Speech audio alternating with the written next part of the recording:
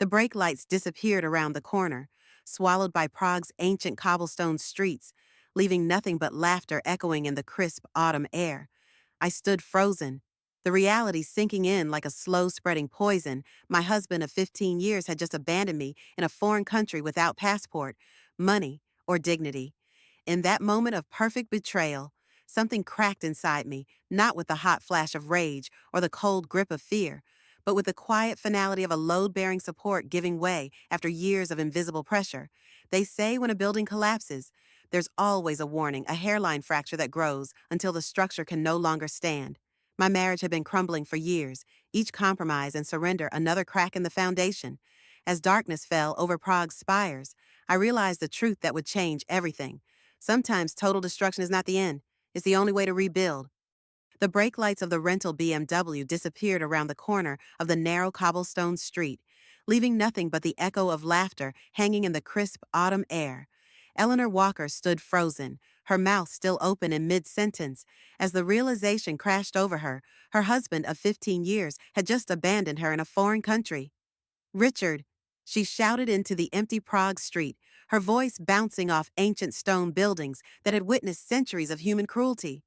But the only response came from curious stares of locals enjoying their evening meals at sidewalk cafes. "He's coming back," she whispered to herself, the first tendrils of panic wrapping around her chest. "This is just to scare me." But the knot in her stomach tightened as minutes stretched into an hour. The medieval spires of Prague Castle loomed in the distance, once magical, now menacing as twilight descended over the unfamiliar city whose language she barely understood. When she'd suggested Richard slow down on the Pilsner Urkel at lunch, she never imagined it would escalate to this. His college friends Marcus, Victor, and James, celebrating their annual executive retreat that she'd been reluctantly invited to join, had egged him on when she mentioned heading back to their hotel. "She's always controlling you, man," Marcus had said, ordering another round. "When did you become so whipped?" When Eleanor stood to leave, Richard had followed her outside, his words slurred but his anger precise. The argument escalated quickly on the cobblestone street, years of resentments bubbling to the surface. "You've been watching me all week," he'd snarled, "following me around like I'm some suspect in your personal investigation. I saw you with her, Richard." Eleanor had finally confronted him about the blonde woman she'd glimpsed him with twice during their stay. "At the cafe yesterday, then again this morning." His face had hardened, something cold and unfamiliar settling behind his eyes. "Your purse has everything you need. Right hotel key card, phone, wallet. Yes, but, well, good luck then," he'd sneered before climbing into the driver's seat. "Miss Independent can figure it out on her own." Now, night fell completely as reality sank in. The charming European city that had seemed so magical by day now felt threatening. Eleanor counted the cash in her coat pocket, 1,200 Czech korunas and 35 euros. Not enough for a flight home, barely enough for a night's lodging. Her credit cards were in Richard's wallet. He'd offered to carry them when her small crossbody bag had been too full that morning. Panic surged as she tried Richard's cell phone again. Straight to voicemail. Calls to Marcus, Victor, and James all went unanswered. Even their shared location app had been disabled. This hadn't been a momentary impulse, she realized with growing horror, but a calculated humiliation. With no better option, Eleanor began walking toward what she hoped was the direction of their hotel. The narrow streets twisted confusingly, nothing like the logical grid of Boston where every turn was familiar. Her sensible walking shoes echoed on the cobblestones as she quickened her pace, aware of shadows lengthening and the changing character of the streets as she ventured further from the tourist center. The ornate architecture began giving way to graffiti-covered walls. The cheerful chatter of restaurant patrons faded, replaced by the occasional burst of laughter from darkened doorways. Eleanor clutched her coat tighter, her architect's eye once admiring the city's Gothic spires, now scanning for threats. 3 men emerged from an alley ahead, speaking rapid Czech. They fell silent as they spotted her, a well-dressed American woman alone after dark. Eleanor's heart hammered as she crossed the street, walking faster. They followed. "Kae desh sama," Carrasco, one called out, his tone making the meaning clear even without translation. Eleanor broke into a run, her heels slipping on the ancient cobblestones. She rounded a corner into a dimmer street, a mistake hearing their footsteps quicken behind her. A hand grabbed her shoulder, spinning her around. "American," the tallest one asked, alcohol heavy on his breath. "Lost." "My husband is waiting," Eleanor lied, trying to sound confident. "Just around the corner." The men exchanged glances, clearly not believing her. The shortest one reached for her purse. Please, Eleanor clutched it tighter. I don't have much. A sharp command and check cut through the tension. A woman's voice, authoritative and firm. The men turned, revealing a silver-haired woman in her 60s, sturdy built and holding what appeared to be a police baton. Smiznede, the woman ordered, advancing toward them. Ned! The men hesitated, then backed away with muttered curses. The woman kept her eyes on them until they disappeared around the corner, then turned to Eleanor. Americans, she sighed in accented English, always walking where they should not. Relief made Eleanor's knees weak. Thank you. I got lost trying to find my hotel. The woman studied her with shrewd eyes. Lost is one thing, crying is another. Hotel is which one? The Occidental near Old Town Square. Very far. Not safe to walk now. She gestured to a small cafe across the street, its windows warm with golden light. I am Sophia. That is my place. Come, call taxi from there. Inside the cafe, a few locals looked up briefly as Sophia led Eleanor to a back table. The space was worn but immaculately clean, with photographs of Prague through the decades lining the walls. Wait here, Sophia commanded, disappearing behind the counter.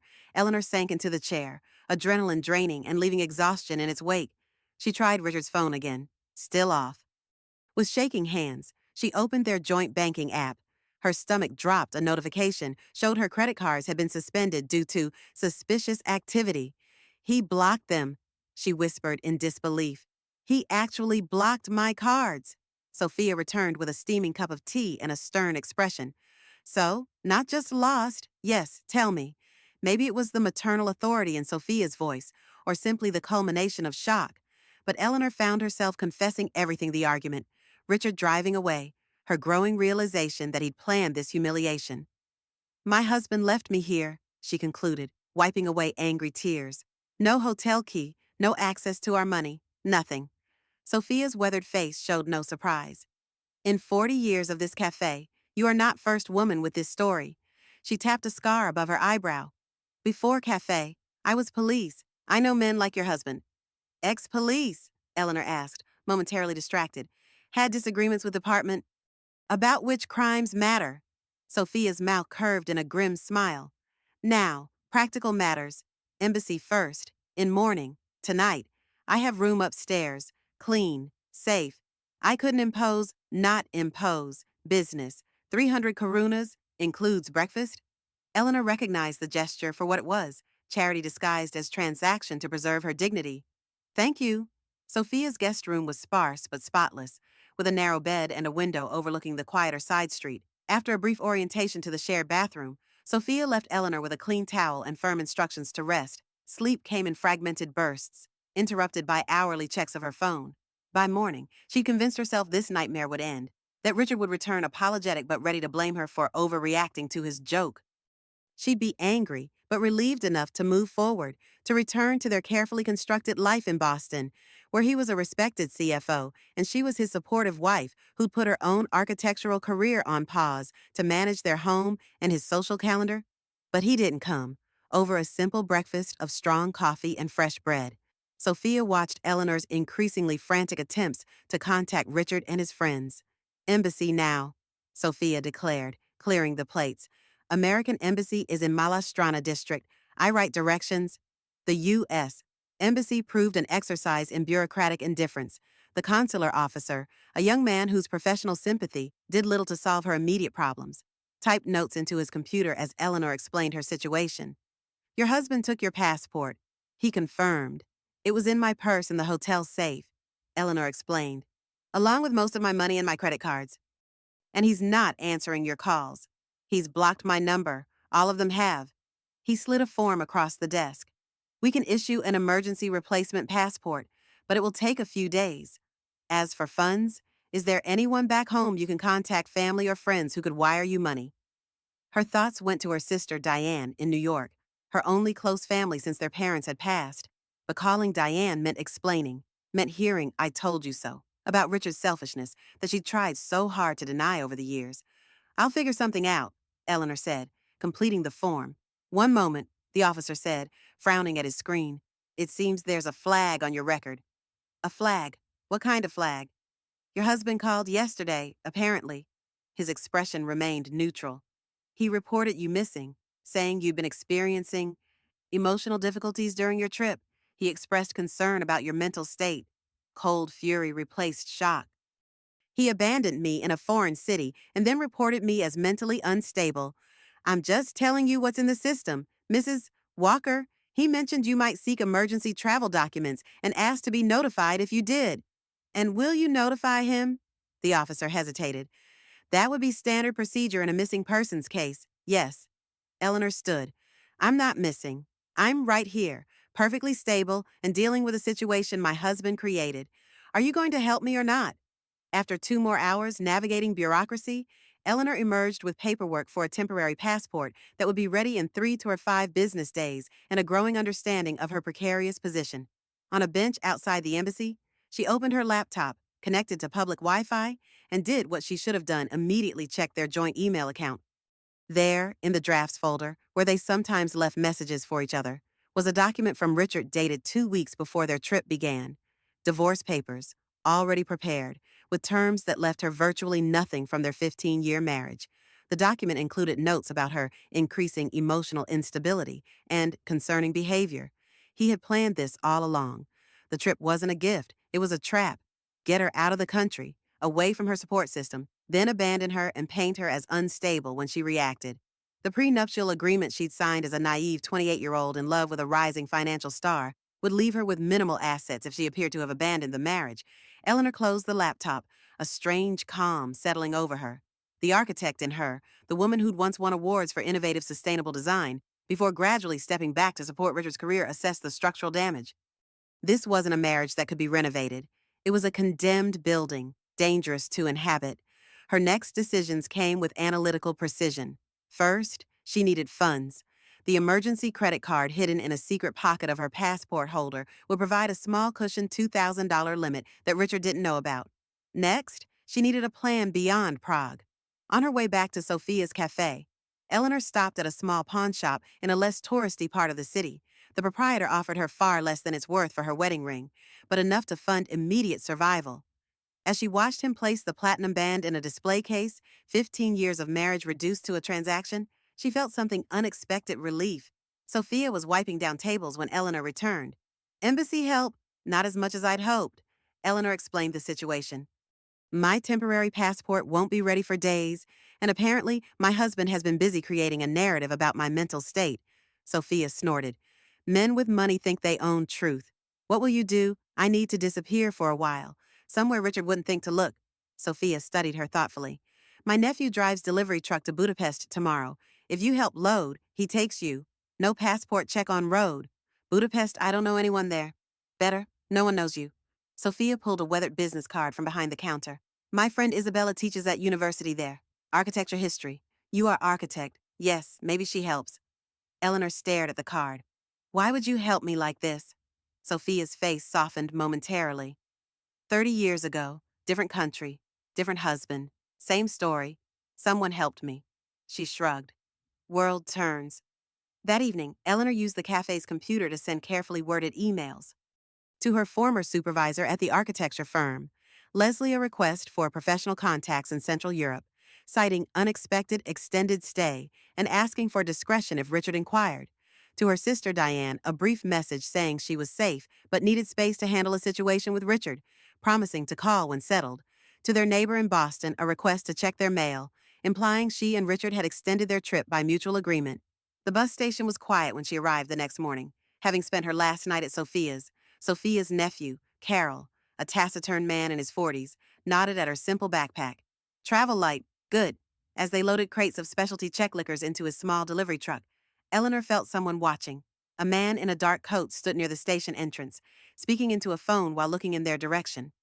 Sophia, Eleanor whispered urgently. I think someone's watching us. Sophia glanced over, her expression hardening. Private detective, your husband works fast. How do you know? Recognized type, 20 years police. Remember? Sophia hurried them along. Carol, change plan, back roads. Eleanor was ushered into the passenger seat, ducking below window level as Carol started the engine. The detective was approaching now, walking purposefully toward them. Hold tight, Carol muttered, throwing the truck into gear and pulling away sharply. In the side mirror, Eleanor saw the man running toward a parked car. What followed was a tense journey through Prague's outskirts and onto smaller roads, Carol occasionally checking mirrors and making unexpected turns. After an hour, he relaxed slightly. Lost him at border checkpoint. Now, different route to Budapest. The journey stretched 8 hours, much longer than the direct route would have taken. Carol spoke little, stopping only once for fuel and food at a roadside stand. As they crossed into Hungary, Eleanor's phone pinged with a text from an unknown number. "We know you're heading to Budapest. Richard is worried about you. Let us help you get home safely." She turned off the phone completely. Budapest emerged from the afternoon haze as they crossed the Danube, a sprawling city of spires and domes spliced by the river's sinuous curve. Beautiful, yes, but also utterly foreign. Eleanor didn't speak Hungarian. She knew no one here. She had no reservations, no plan beyond simply being somewhere Richard wouldn't immediately look. Carol dropped her near a budget hotel in Pest's 7th district, Budapest's old Jewish quarter. Sophia says stay 2 nights, then move. Different name, maybe. Eleanor thanked him with most of the cash from her pawned ring, keeping just enough for a few days' lodging. The Wanderer's Haven promised clean beds, free Wi-Fi, and breakfast for just under $40 per night. Inside, the reception area was bright with mismatched furniture and walls covered in maps. The receptionist, a young woman with purple hair, looked up from her novel. "Booking? No, I'm sorry. Do you have any rooms available?" She tapped at her computer. "Female dorm has 3 spaces. How many nights?" "2," Eleanor said, her stomach clenching at the brevity of her runway. "Passport, please." Eleanor handed over her driver's license instead, explaining her passport was being replaced after being stolen. The receptionist barely glanced at it, more interested in returning to her book than questioning a clearly American tourist. The dorm room held 6 bunk beds, 3 of which were occupied by sleeping forms despite the late afternoon hour.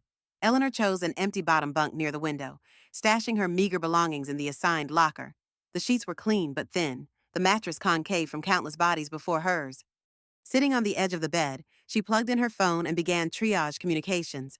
First, a message to Sophia thanking her and confirming safe arrival. Next, an email to Dr. Isabel Varga, the contact Sophia had provided, requesting a brief meeting. Then, another message to Diane, reiterating she was safe but needed time. Her practical crisis management temporarily masked the deeper emotional wound, but as silence settled over the hostel room, the reality of her situation crashed over her again. She was alone in a foreign city with dwindling resources and no real plan. Her husband, the man who'd promised to cherish and protect her, had abandoned her out of calculated malice, then attempted to paint her as mentally unstable. A sob caught in her throat, threatening to unleash the full torrent she'd been holding back. The sound of the dorm room door opening forced her to swallow it down as 2 young women entered, backpacks slung over their shoulders, speaking rapid-fire German to each other. "Hello," the taller one said, noticing Eleanor by the window. "You are new," Eleanor nodded hastily, wiping her eyes. "Just arrived from," she hesitated, suddenly paranoid about revealing even this minor detail. "From the States." "Cool. We are from Munich, backpacking for summer before university starts again. I'm Lena. This is Marta." Their cheerful normality, their uncomplicated, unbetrayed existence, made Eleanor's chest ache. They had destinations, itineraries, return tickets, people expecting them back. "Traveling alone?" Marta asked, unpacking a towel from her bag. "Yes," Eleanor said, the single syllable containing volumes. "Just figuring things out as I go." "Best way to travel," Lena declared with the confidence of youth. "We go to Ruin Bar Crawl tonight, famous in Budapest. You should come." Their casual invitation, this small moment of human connection, was like oxygen to her drowning spirit. She hadn't been completely abandoned by humanity, just by the one person who had promised never to leave her. "Maybe," she managed, summoning a weak smile. "Thank you." After they left for showers, Eleanor curled up on her bunk, her body finally registering the exhaustion of the past 72 hours. As sleep began to claim her, one clear thought crystallized through the fog of fatigue and fear. She had approximately 4 days to figure out how to survive in Budapest before her money ran out completely. 4 days to transform from abandoned wife to something else, someone else. The architect in her knew every reconstruction required first tearing down the damaged structure. Perhaps Richard had inadvertently done her a favor by demolishing her old life. Now she just had to find the courage and resources to build something new from the rubble. Eleanor awoke to the sounds of strangers rustling through backpacks and speaking in hushed tones. For one blissful moment, Confusion reigned. Where was she? Then reality crashed back with crushing force. The hostel, Budapest, abandonment. The room was now full, all 6 bunks occupied with travelers, speaking a babble of languages as they prepared for evening adventures. Her phone showed 7:14 p.m. She'd slept through most of the day, her body surrendering to stress and exhaustion. 3 notifications waited. A brief reply from Diane. WTF, call me now. A concerned response from Leslie. Are you okay? This sounds serious. I do have some contacts. Calling you? And, most surprisingly, an immediate response from Dr. Isabel Varga, offering to meet the following morning at her university office. Eleanor sat up slowly, her head throbbing from dehydration and emotional overload. Lena caught her eye from across the room where she was applying mascara using a small mirror. Sleeping Beauty awakes. You join us for ruin bars now. Her enthusiasm was both irritating and appealing in Eleanor's fragile state. I need to make some calls first, Eleanor managed, her voice rusty from sleep and unshed tears. In the hostel's small communal bathroom, she confronted her reflection under harsh fluorescent lights. A stranger stared back, hair limp, eyes shadowed, skin pale. She splashed cold water on her face, trying to wash away the evidence of her unraveling. She called Diane from the stairwell, seeking relative privacy. Jesus Christ, Eleanor, what happened? Her sister's voice, even laced with worry, was a lifeline to her old world. The story spilled out in disjointed fragments. The argument, the abandonment, her impulsive flight to Budapest. Saying it aloud made it sound even more outlandish, like a poorly written movie plot rather than her actual life. That absolute piece of Diane's vocabulary became colorfully inventive. I'm booking you a flight home right now. This is insane. No, Eleanor said, surprising herself with the firmness in her voice. Eleanor, you're alone in a foreign country with no money. This isn't the time for stubbornness. It's not stubbornness. How could she explain this nebulous feeling that returning immediately would somehow complete Richard's punishment? I need to process this on my terms. Has he contacted you? Does he even know where you are? No, and I want to keep it that way for now. Diane sighed, the sound traveling thousands of miles to wrap around Eleanor with familiar exasperation. Mom and Dad will freak if they find out. They're dead, Diane. You know what I mean. This isn't you, Ellie. You don't run away to foreign countries. You organize charity galas and redesign people's kitchens. The reduction of her identity to Richard's wife's activities stung precisely because it was accurate.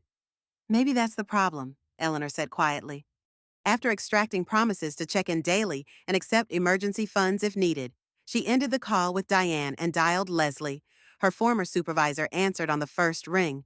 Eleanor, are you all right? Your email was concerning. She gave Leslie an abbreviated version of events, focusing on her immediate need for work rather than the humiliating details of her abandonment.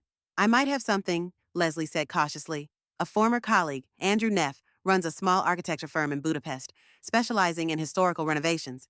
They occasionally need English-speaking consultants for international heritage projects. Hope flickered weakly. That sounds perfect. I'll email him tonight. But, Eleanor, Leslie's voice softened. Shouldn't you come home, deal with this situation properly? There's nothing proper about any of this, Eleanor said, fatigue evident in her voice. I appreciate the contact, Leslie, truly. By the time she finished her calls, she felt hollowed out, as if the brief connections to her old life had scraped away another layer of protective numbness. Returning to the dorm room, she found it empty save for a note left on her bunk. We at Zimpla Kurt, famous ruin bar. Join if you want, Lena and Marta. The address was scrawled below. Eleanor hesitated, torn between the appeal of human company and the overwhelming desire to curl into a ball and disappear. But the thought of lying alone in this room with nothing but her thoughts terrified her more than navigating an unfamiliar city at night.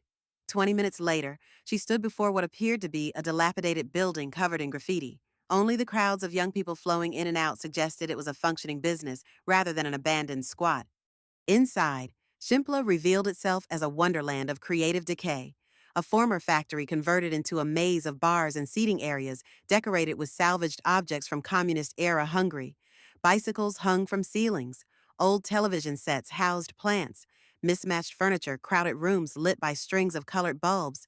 Under different circumstances, Eleanor would have been enchanted by the architectural repurposing, the brilliant adaptation of space.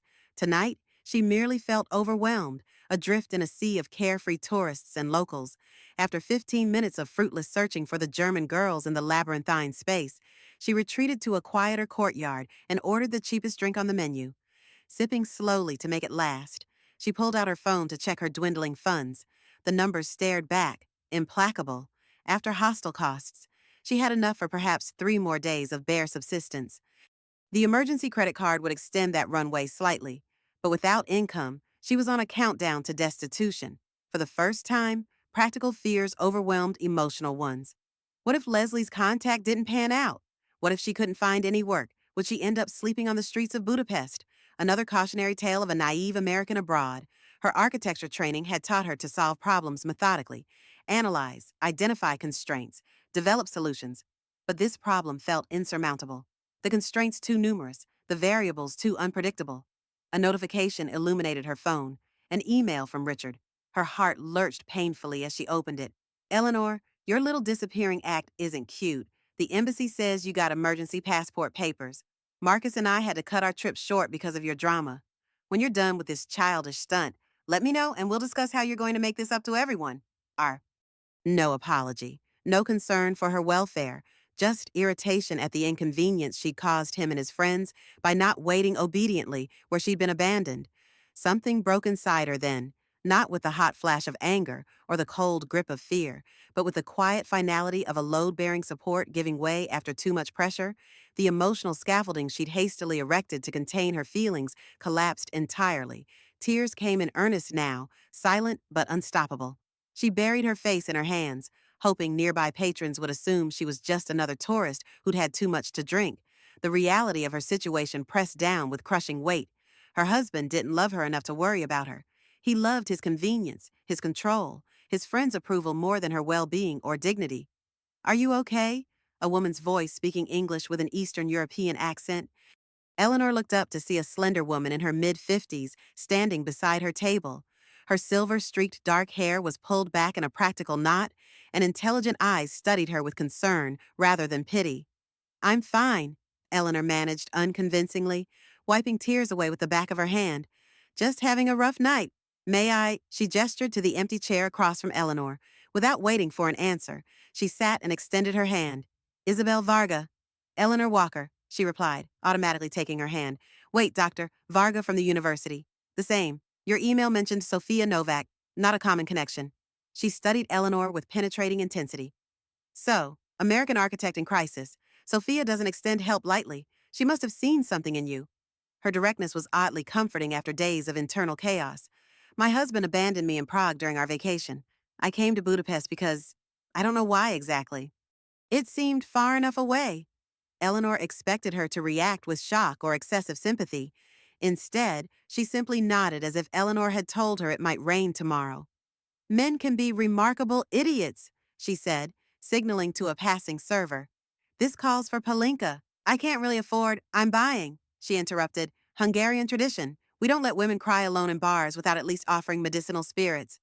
As the fiery fruit brandy arrived, Isabel raised her small glass. To new beginnings, whether we wanted them or not. Eleanor clinked her glass against hers, the simple ritual somehow making her feel human again after days of dislocation. The palinka burned a path down her throat, momentarily replacing emotional pain with physical heat. Now, Isabel said, setting down her glass with decision. Practical matters. Where are you staying? Do you have funds? A plan? Her no-nonsense questions cut through Eleanor's fog of self-pity. She explained her situation in bullet points. The hostel, her dwindling finances, the potential architecture contact. Architecture. Isabel's eyebrows rose slightly. What kind? My background is in sustainable design and historical preservation. I worked for an urban renewal firm in Boston before Eleanor trailed off, reluctant to explain how she gradually surrendered her career to support Richards. Isabel's expression shifted subtly, assessment replacing casual concern. Interesting coincidence. I teach architectural history at Budapest University of Technology. We're currently partnering with the city on a project to document endangered Art Nouveau buildings in the Jewish Quarter. She slid a business card across the table. Come to my office tomorrow at 10:00 a.m. Bring your portfolio, even if it's just digital. I can't promise anything permanent, but it might solve your immediate problem while you recalibrate. The synchronicity seemed too perfect, too convenient, like a plot contrivance in a film rather than real life. Yet the card in Eleanor's hand felt solid, the opportunity tangible in a way nothing had since Richard drove away. Why would you help me? Eleanor asked, suspicion momentarily overriding gratitude. You don't know me. Isabel's smile contained a hint of something Eleanor couldn't quite read. Amusement, perhaps, or recognition. Let's just say I have experience with men who try to keep talented women small, she said, rising from the table. 10:00 a.m. tomorrow. Don't be late. As she walked away, vanishing into the colorful chaos of the ruin bar, Eleanor stared at the business card in her hand. For the first time in days, the knot of panic in her chest loosened slightly. Perhaps Budapest wasn't just an escape. Perhaps it was exactly where she needed to be. Morning arrived with the peculiar disorientation of waking in a hostile dormitory, the gentle rustling of strangers preparing for their day, muffled conversations in multiple languages, the thin stream of light filtering through inadequate curtains. Eleanor's head throbbed from the palanca, but the fog of despair that had enveloped her since Prague had lifted slightly. Isabel's business card sat on the small shelf beside her bunk, a tangible connection to possibility. Breakfast in the hostel's communal kitchen was a simple affair of bread, jam, and instant coffee. Eleanor nursed the bitter beverage while reviewing her digital portfolio on her phone. Projects from graduate school, her early work at the Boston firm, conceptual designs she created in her spare time before Richard had gradually filled that spare time with his priorities. Looking at these projects was like reconnecting with a former self. Ambitious, creative, uncompromising in her vision. When had she started compromising? When had Richard's dismissive, "That's nice, babe," become enough validation for work that once earned academic awards and professional recognition? The hostel offered a shared computer for guests, and Eleanor managed to send Leslie a quick update and print a bare-bones resume before heading out. Budapest in morning light revealed itself as a city of contrasts. Grand boulevards lined with ornate 19th century buildings, giving way to narrow streets with crumbling facades still bearing bullet holes from the 1956 revolution. In another life, Eleanor would have wandered these streets with her sketchbook, capturing architectural details and spatial relationships. Today, she walked with purpose, following Google Maps to the university address on Isabel's card. The campus of Budapest University of Technology spread along the Buda side of the Danube, its main building an imposing neo-Renaissance structure. Isabel's office was in a more modern edition, a simple plaque identifying her as Dr. Isabel Varga, professor of architectural history and heritage conservation. She answered Eleanor's knock with a brisk, "Come in," barely glancing up from the papers spread across her desk. The office was small, but with an enviable view of the river and Parliament building beyond. Bookshelves overflowed with architectural texts in multiple languages, and the walls were covered with technical drawings and photographs of buildings in various states of decay. "You're punctual. Good." Isabel finally looked up, gesturing to the chair opposite her desk. "In academia, that's surprisingly rare." "Thank you for meeting me," Eleanor began, suddenly nervous. "Especially given the unusual circumstances. I didn't invite you here out of charity," Isabel said matter-of-factly. "Our project needs someone with your expertise, assuming your portfolio matches what you described." She held out her hand for Eleanor's phone, reviewing her work with methodical efficiency, occasionally asking precise questions about methodologies or materials. After 20 minutes of quiet assessment, she returned the device. "Acceptable. Your study of terracotta facade preservation techniques is particularly relevant to our work here. When can you start?" The directness of her question caught Eleanor off guard. "Start, you're offering me a position, a temporary research fellowship, 3 months, with possibility of extension. The stipend is modest, 140,000 forints weekly, but it includes housing in a university apartment and access to campus facilities." Eleanor did quick mental calculations. The weekly rate converted to roughly $400 USD, far below what she'd earned in Boston, but enough to survive in Budapest, especially with housing included. 3 months would give her time to sort out her situation, establish some independence, and decide on next steps. "The work begins immediately," Isabel continued. "We're documenting endangered buildings in the Jewish quarter before developers can destroy them. It's urgent, often frustrating work against bureaucracy and profit motives." She paused, studying Eleanor with penetrating intensity. "This isn't a tourist experience, Eleanor. It's not an escape from reality. It's hard work with real stakes for this neighborhood's heritage. Can you commit to that regardless of whatever personal drama brought you here?" Her question cut to the heart of Eleanor's situation. Was she running away or running towards something? Was this an emotional reaction to Richard's betrayal or the first step toward reclaiming her professional identity? Her phone buzzed with an incoming call. Richard's number. The second time, he'd tried reaching her today. Each time, she'd let it go to voicemail, not yet ready to hear his voice. I need to take this, she said, rising from the chair. Isabel's expression remained neutral. Of course, I'll give you privacy. In the empty hallway outside Isabel's office, Eleanor stared at the continuing call notification. A crossroads materialized before her, with unsubtle symbolism answer Richard's call, and potentially backslide into the patterns that had diminished her for years, or let it ring through and step decisively toward this new opportunity. Her thumb hovered over the screen for 5 more seconds before the call went to voicemail.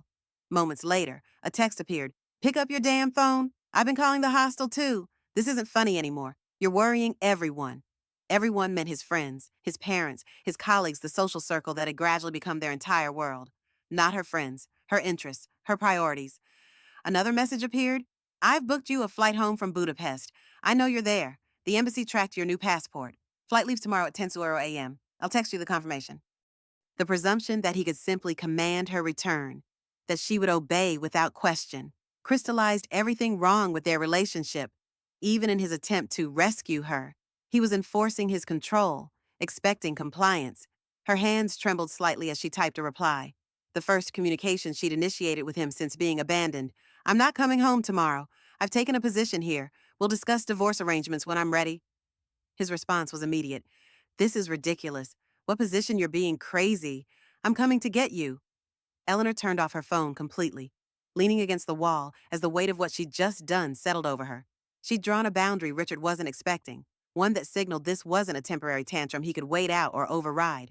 Returning to Isabel's office, she found her reviewing blueprints as if their conversation had never paused. I can start immediately, Eleanor said, her voice steady despite the emotional earthquake still reverberating through her. I'm committed to the project for the full 3 months. Isabel nodded, satisfaction briefly crossing her features. Good. The university housing office closes at 3:00. We should handle the paperwork now. As they walked across campus to process her appointment, Eleanor felt a curious lightness despite the gravity of her decision. For the first time in years, she had chosen a path based solely on her own professional interests and needs, without filtering it through Richard's expectations or convenience.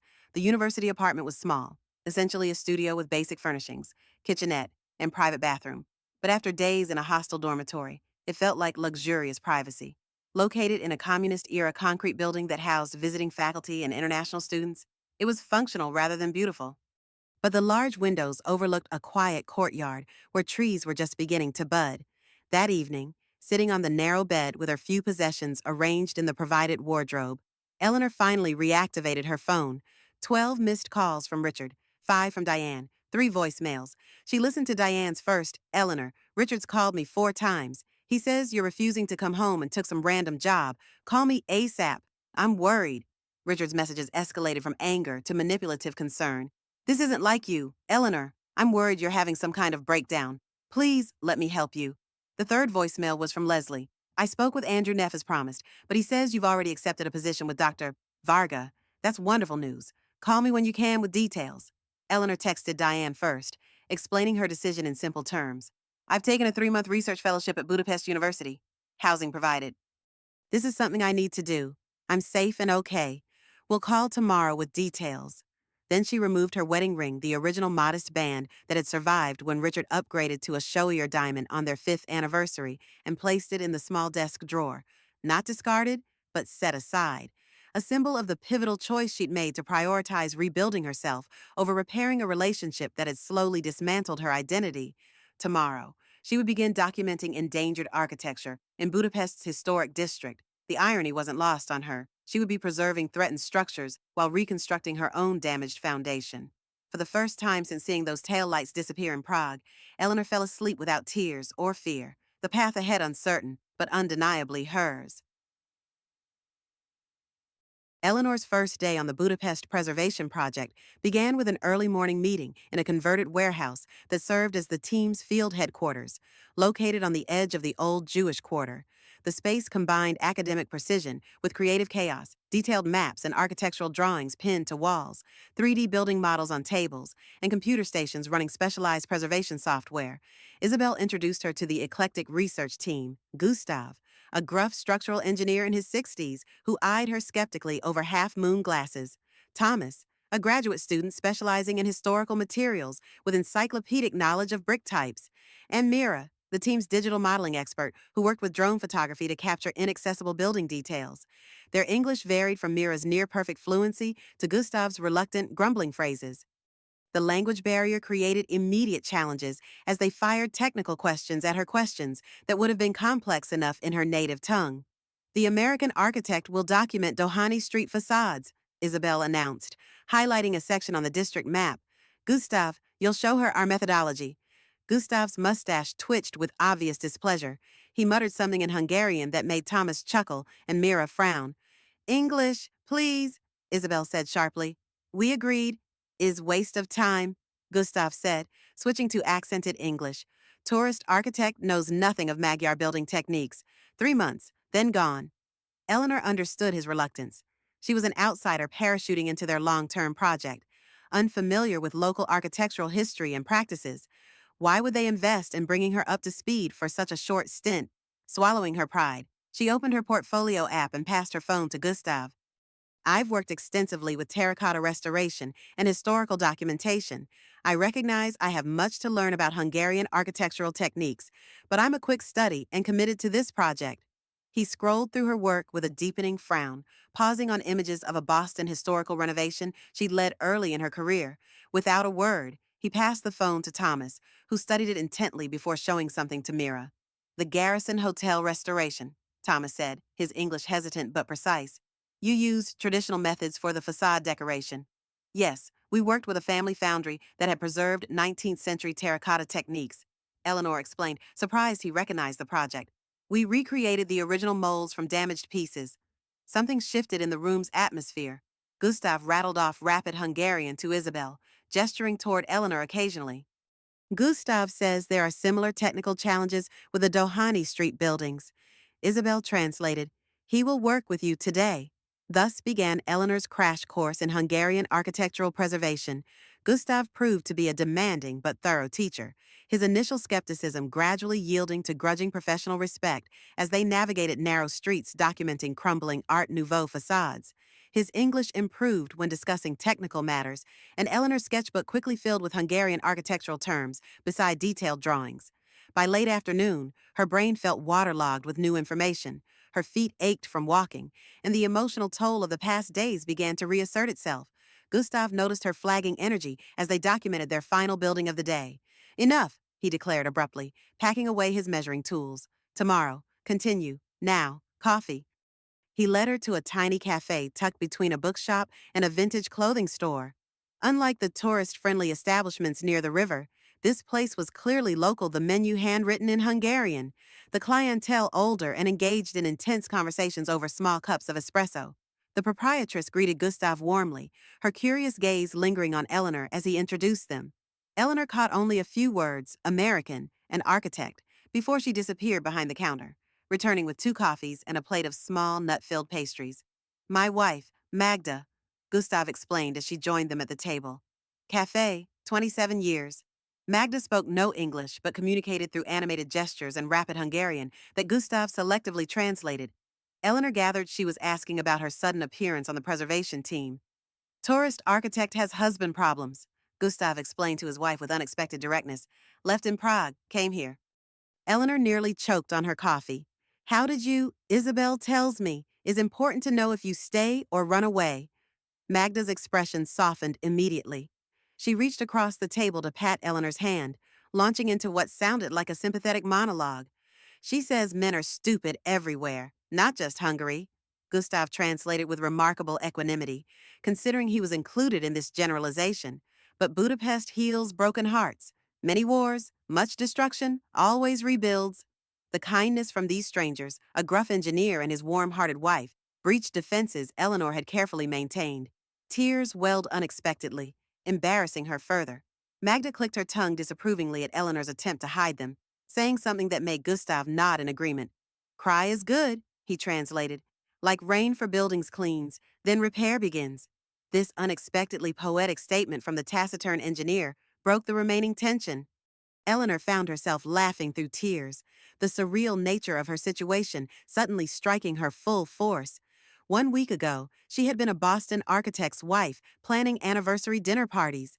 Now she was crying in a Budapest cafe while a Hungarian couple she'd just met dispensed architectural metaphors for heartbreak. Magda vanished briefly, returning with a scarred leather case containing architectural tools, precision pens, specialized rulers, a brass compass. Was mine when student, Gustav explained. Not need now. You use. The gift, practical rather than sentimental, touched Eleanor deeply. These essential tools represented professional recognition and acknowledgement of her capabilities beyond tourist architect status. As they walked back to the university quarter, Gustav surprised her with an invitation. Sunday dinner at our home, team tradition for new members. Magda cooks Hungarian food. Too much, 6 €. Thank you, Eleanor said, genuinely moved by the inclusion. I'd be honored. He nodded brusquely, reverting to his usual reserved demeanor. Tomorrow, 8 L. Much work. That evening, in her sparse university apartment, Eleanor carefully arranged Gustav's tools on the small desk, their presence transforming the impersonal space into something resembling a workspace.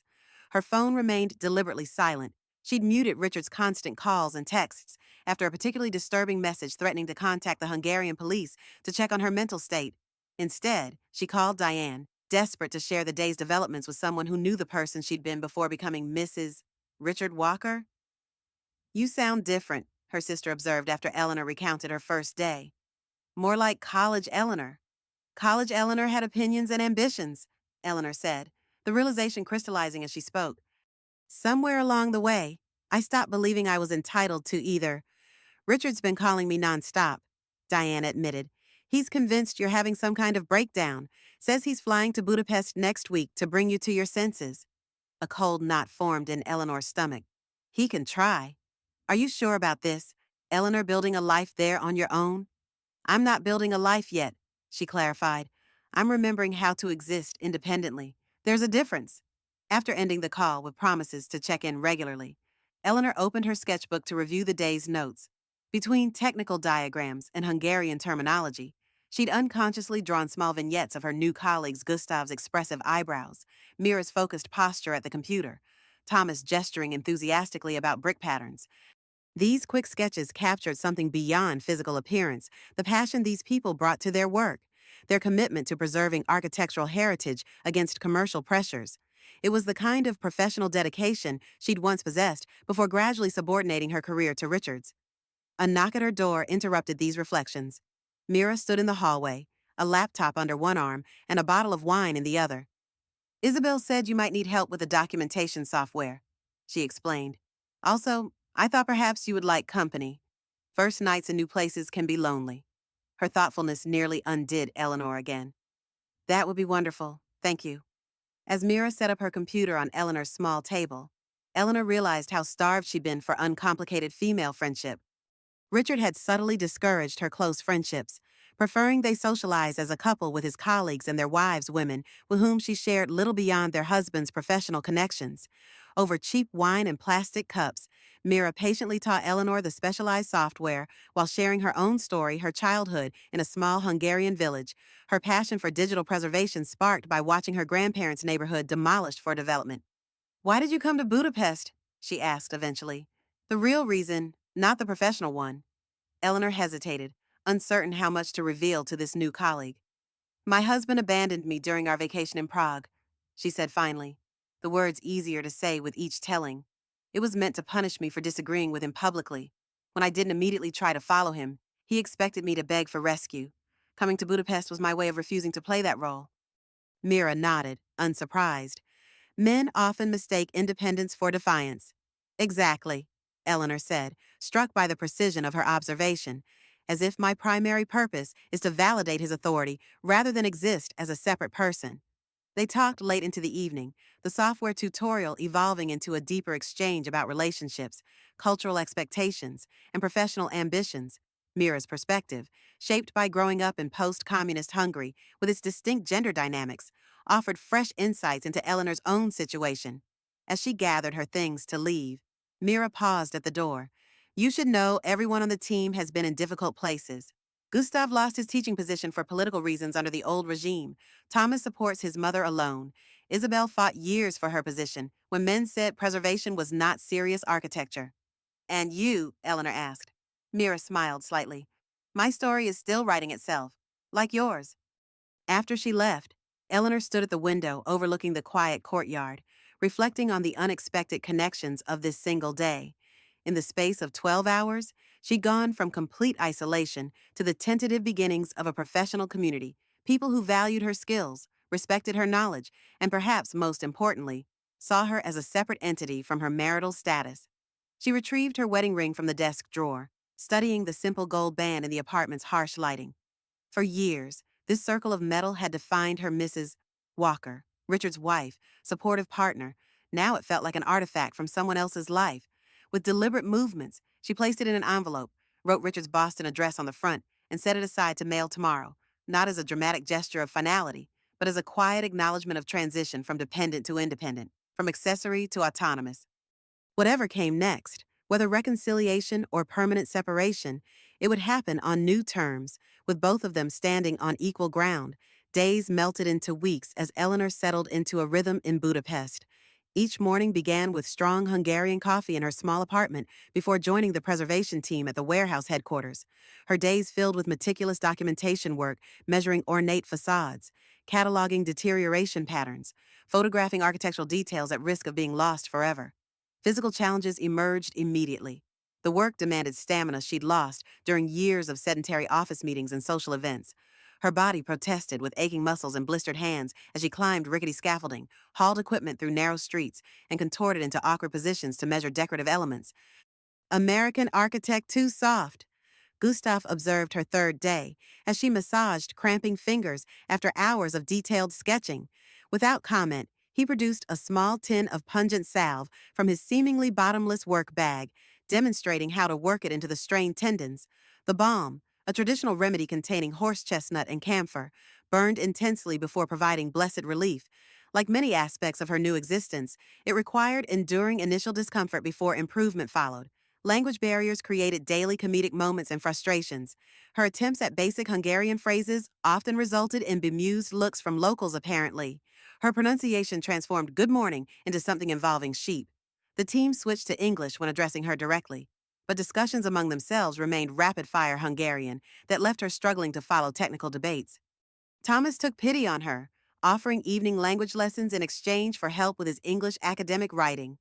Their sessions in the university library became a highlight. His patience with her mangled pronunciation, matched by her careful editing of his research papers on traditional brick manufacturing techniques. Hungarian is not impossible, he encouraged after she successfully ordered coffee without resorting to pointing.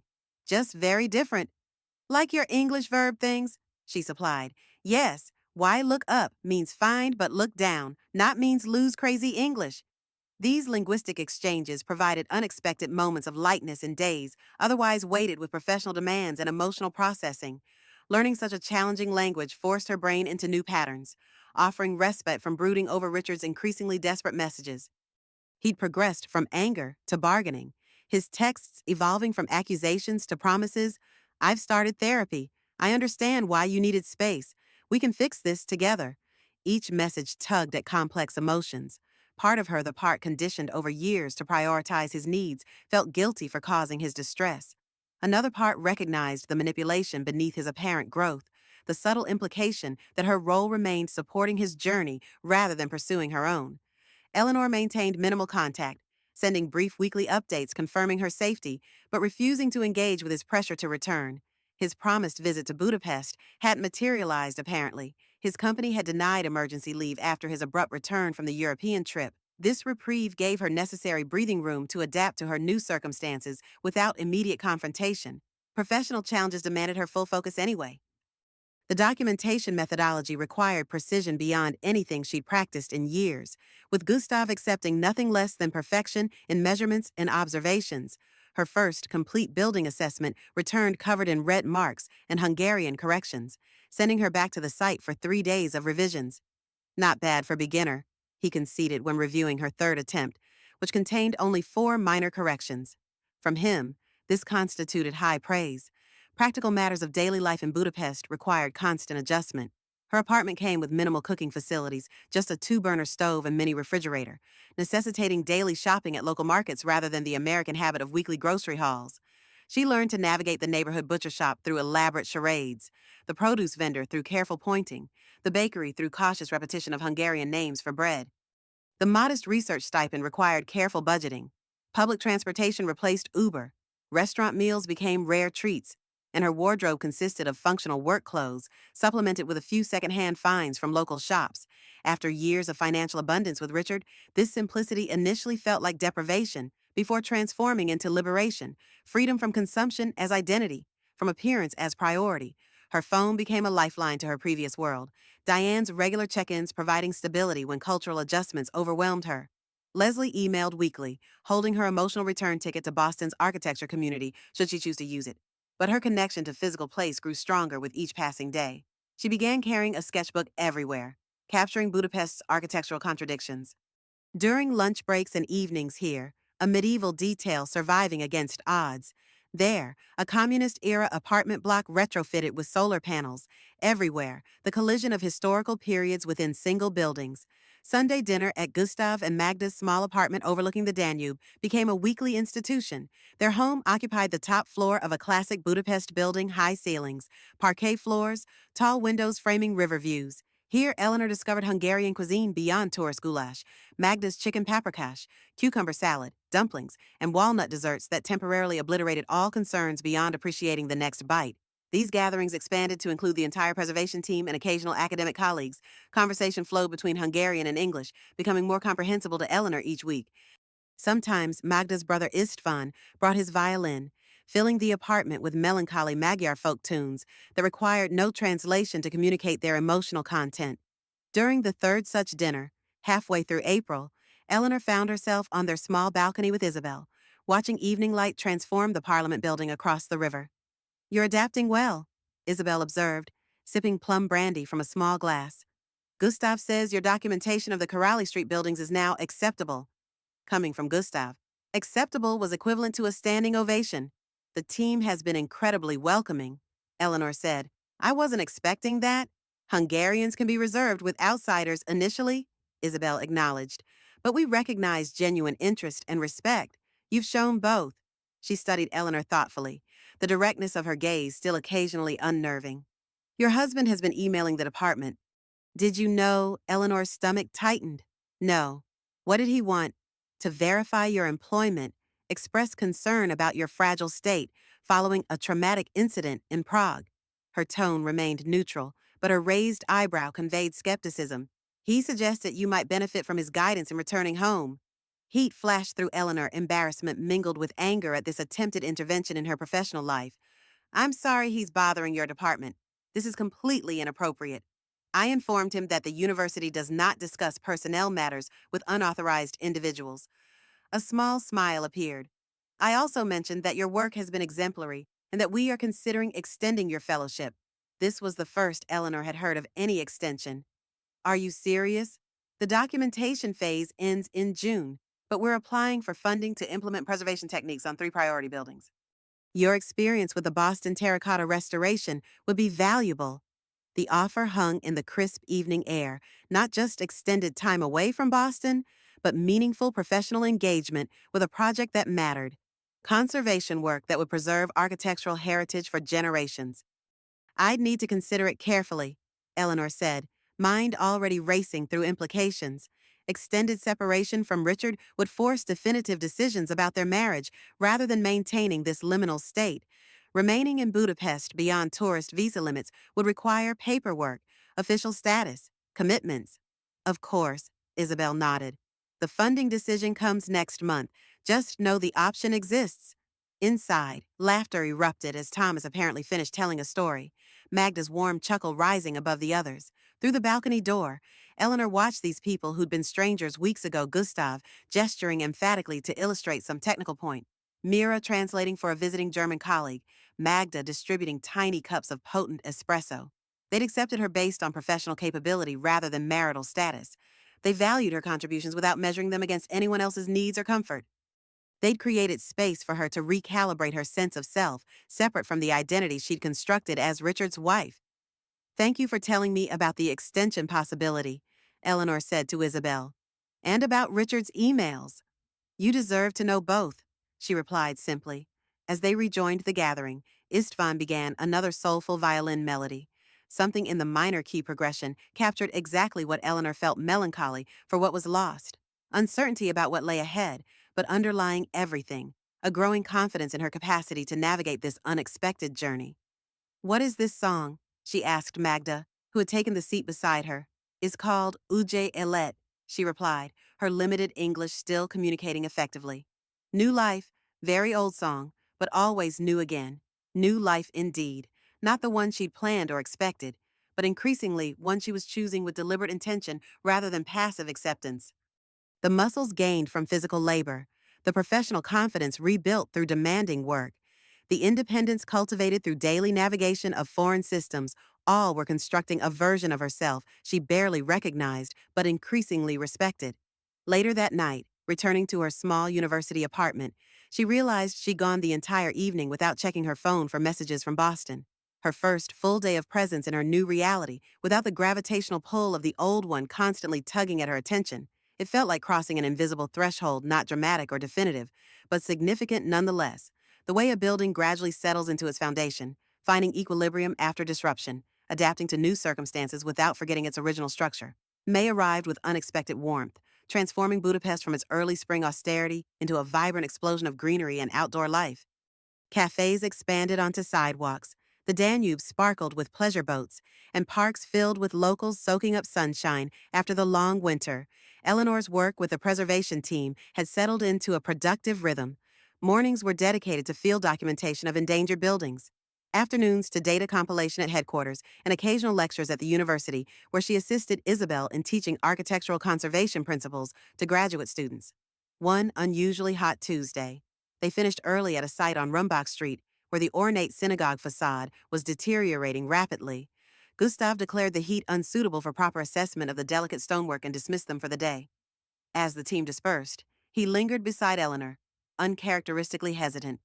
Tomorrow, he said, removing his glasses to wipe perspiration from his face, is special day at Magda's Cafe, 30 years business anniversary, small celebration, €2. You come? The invitation clearly mattered to him, though his gruff demeanor attempted to mask it. I wouldn't miss it, she assured him. Mira overheard and nudged Eleanor's arm as they walked toward the metro. Gustav must really like you. The cafe anniversary is family-only tradition. I'm hardly family, Eleanor protested. Perhaps not by blood, Mira conceded with a meaningful look, but you've become something more than just a colleague. The next day, Eleanor arrived at the cafe promptly at 2, surprised to find it closed to regular customers. Inside, the small space had been transformed with bouquets of spring flowers, white tablecloths, and a hand-lettered banner in Hungarian that she could partially decipher as congratulating Magda. The intimacy of the gathering was immediately apparent. Beyond their immediate team, only a dozen others were present: Istvan with his violin, elderly women who embraced Magda with familiar affection, a young couple with a toddler who bore Gustav's unmistakable eyebrows. Their daughter, Ava, Mira whispered, following Eleanor's gaze to the young family. She is biology professor in Szeged, comes rarely to Budapest. Magda spotted Eleanor hesitating near the entrance and hurried over, enveloping her in a lavender-scented hug before pulling her firmly toward the family gathering with elaborate gestures and Mira's occasional translation. She introduced Eleanor to each relative as our American architect friend, a designation that seemed to confer immediate acceptance. The celebration unfolded with speeches Eleanor couldn't understand, but whose emotional resonance needed no translation. Photographs were shared Magda and Gustav as young revolutionaries in 1989 when Hungary's communist system was collapsing. The cafe in its early days with peeling paint and mismatched furniture, the couple standing proudly with a teenage Eva. Food appeared in waves: traditional Hungarian dishes made richer for the special occasion, accompanied by local wines and eventually homemade palinka that Istvan distributed with ceremonial gravity. The atmosphere grew increasingly festive as the afternoon progressed, with Istvan's violin joined by impromptu singing. During a lull, Eleanor found herself beside Gustav in a quiet corner.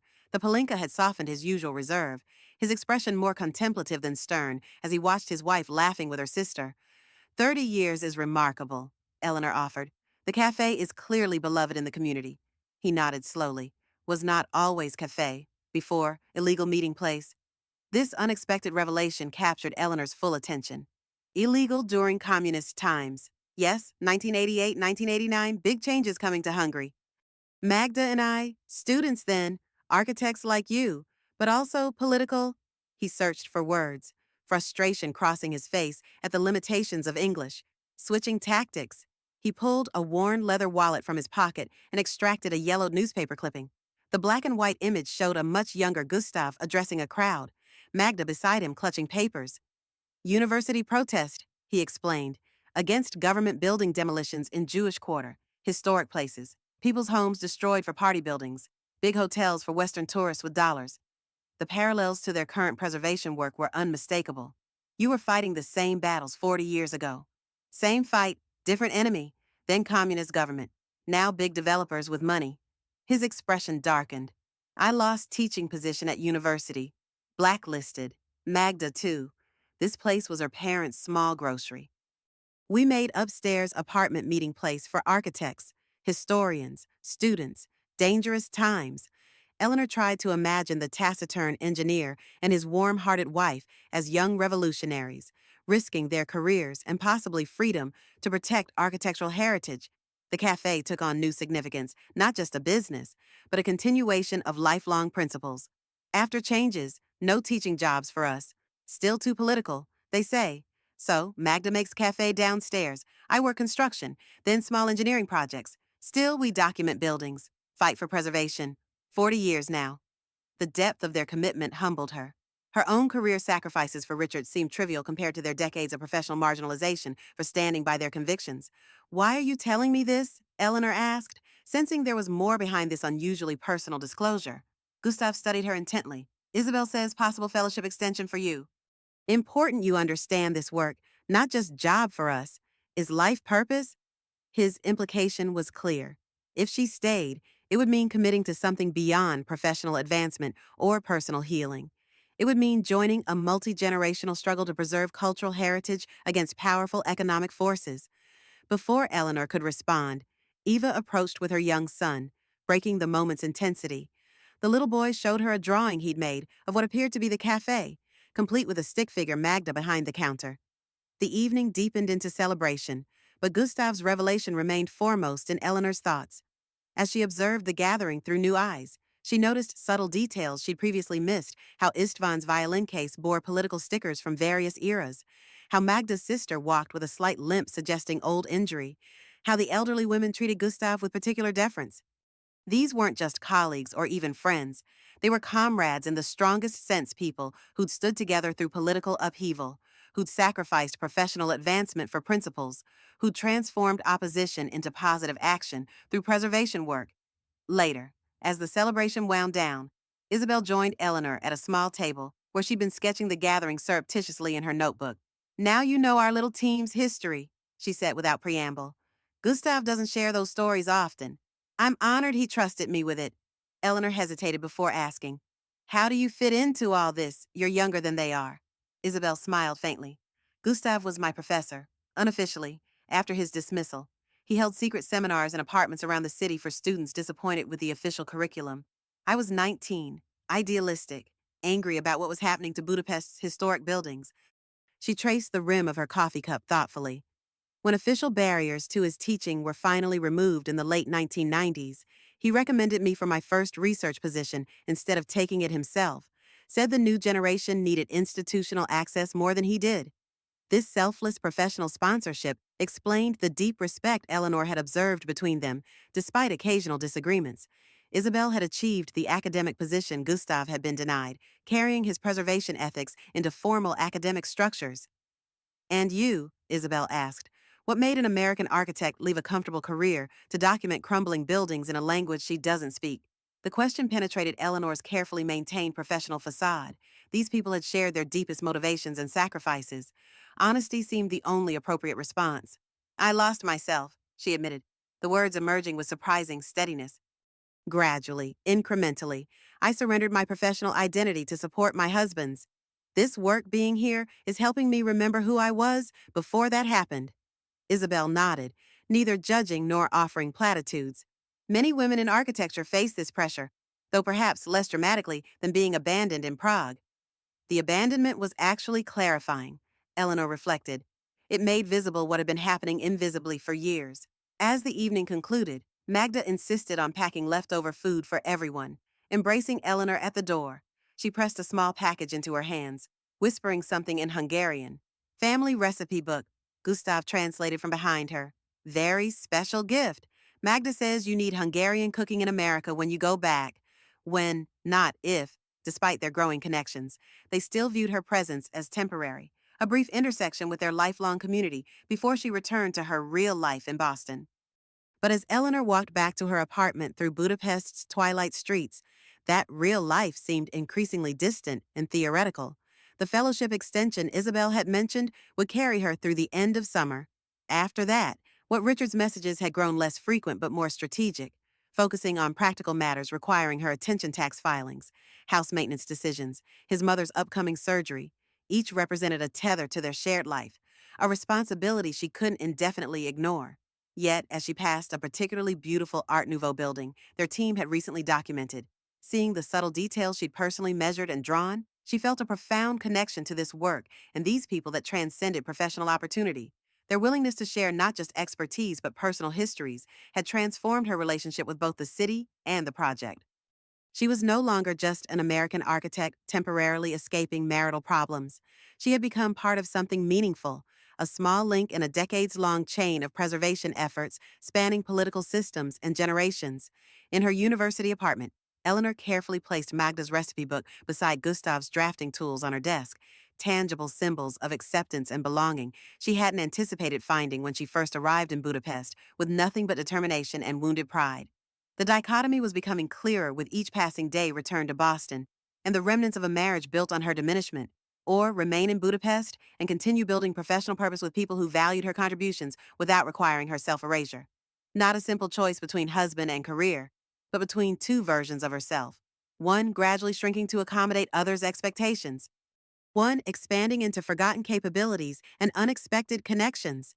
Eleanor fell asleep that night with Hungarian violin melodies echoing in her memory and the taste of celebration still sweet on her tongue. No closer to a decision, but increasingly aware of its significance beyond mere geography. By late May, Budapest's unpredictable spring had stabilized into consistent warmth, bringing the city fully alive with outdoor concerts, riverside picnics, and bustling markets. Eleanor's own transformation mirrored the seasonal shift, tentative adaptation solidifying into confident capabilities.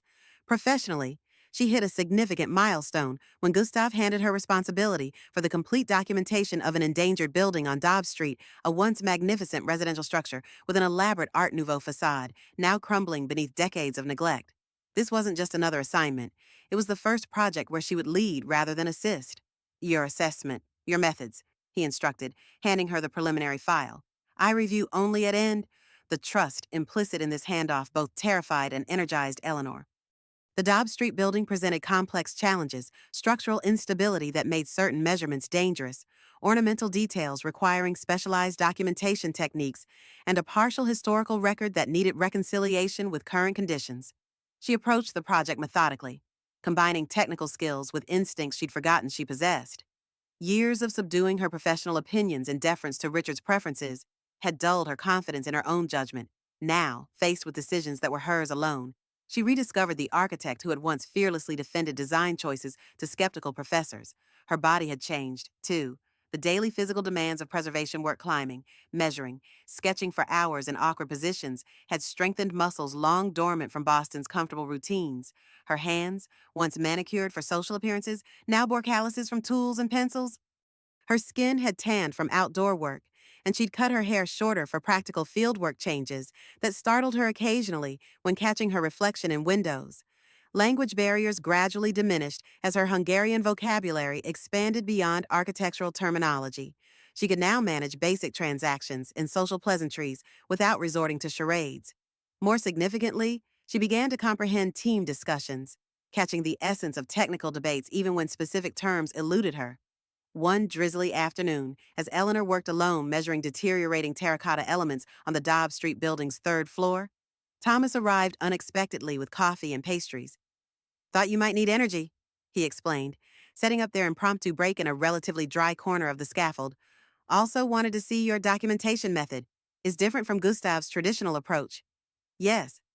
She showed him the hybrid system she'd developed, combining traditional hand measurements with digital photogrammetry techniques she'd learned in graduate school, but rarely applied in practice. This gives us both precise measurements and three-dimensional relationships. See how the facade deterioration patterns become visible when mapped this way. It suggests water damage from altered roofline drainage rather than material failure. Thomas studied her drawings with growing excitement. This proves my theory about the 1950s renovations. The communist-era modifications changed the water paths. He looked at her with newfound respect. You must present this at our department meeting. Everyone should use this method. His enthusiasm dismantled another small piece of Eleanor's lingering professional insecurity. This wasn't courtesy or condescension toward the foreign architect. It was genuine recognition of valuable methodology she'd contributed. The department meeting Thomas mentioned was scheduled for the following week.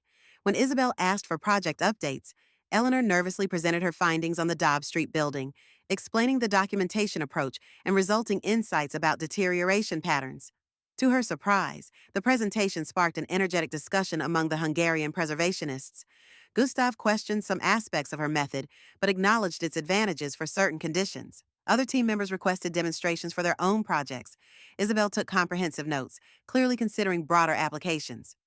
The combined approach will be incorporated into our documentation guidelines, she announced as the meeting concluded. Eleanor will develop a standardized methodology for the team to implement.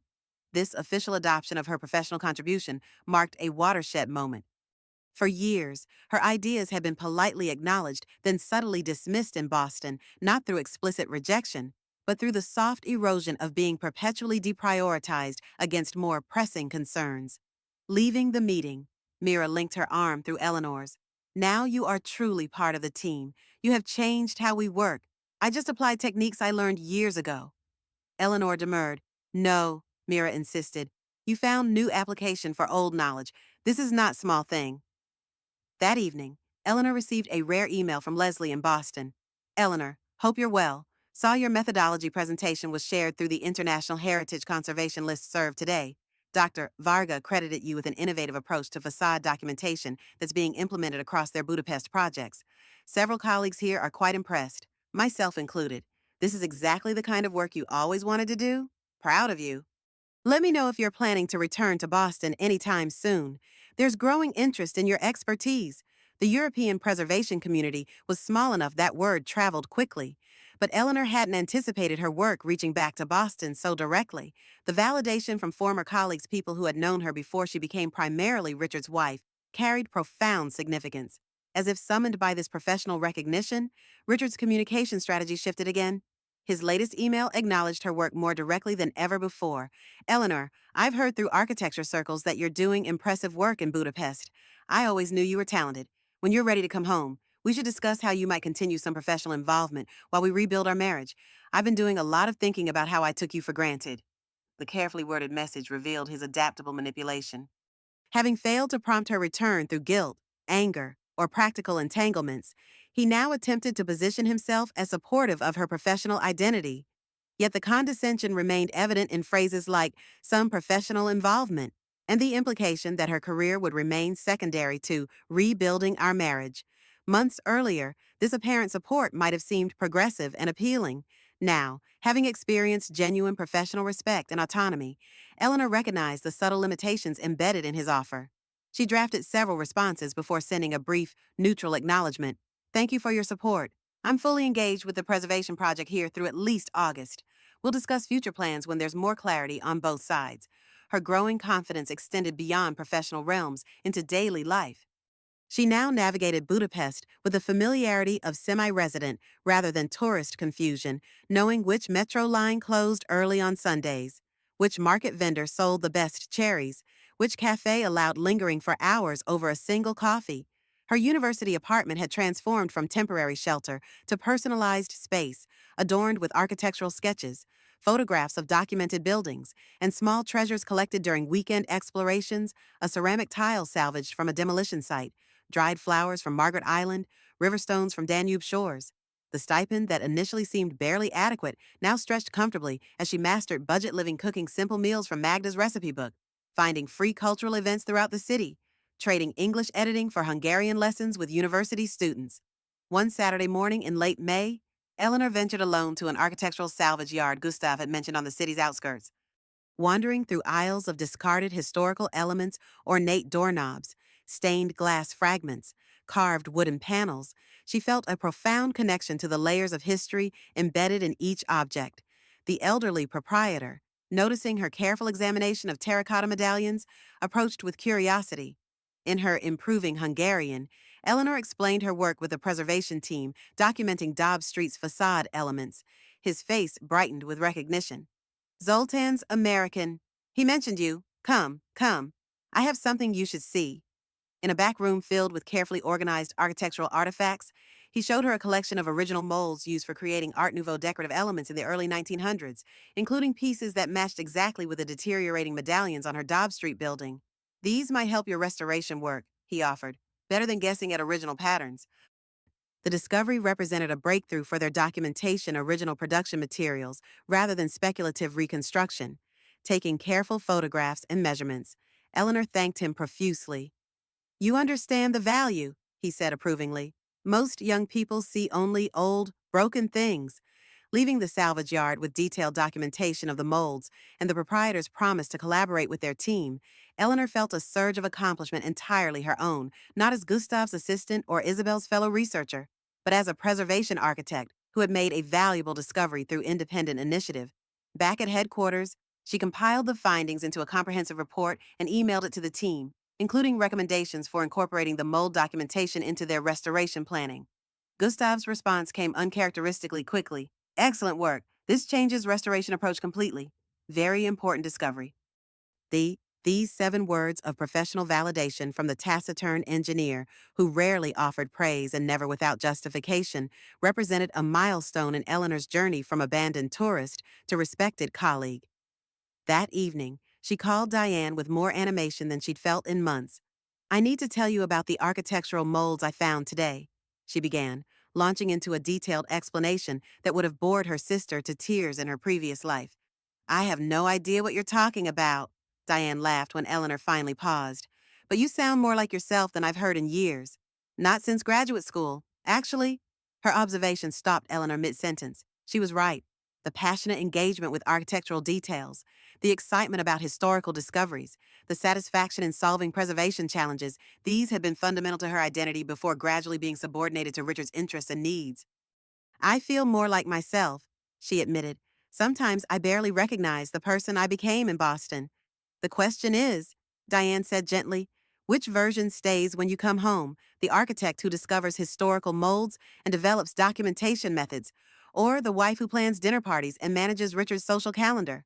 Her question crystallized the fundamental choice awaiting Eleanor not just between Budapest and Boston, or between separation and reconciliation, but between 2 versions of herself, only one of which now felt authentic.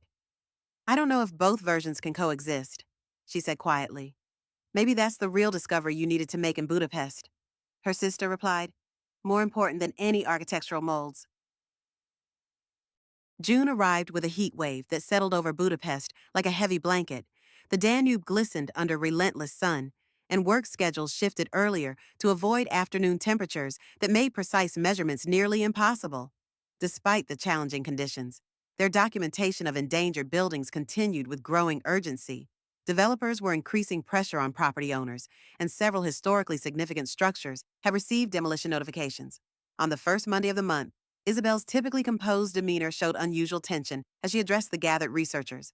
The Ministry of Heritage has approved partial funding for our implementation phase, she announced. Not the full amount requested, but enough to begin restoration work on 2 priority buildings. This news should have prompted celebration, but Isabel's expression remained grave. The developers have accelerated their timeline. The Dobbs Street property owner is considering their purchase offer, despite the historical protection filing.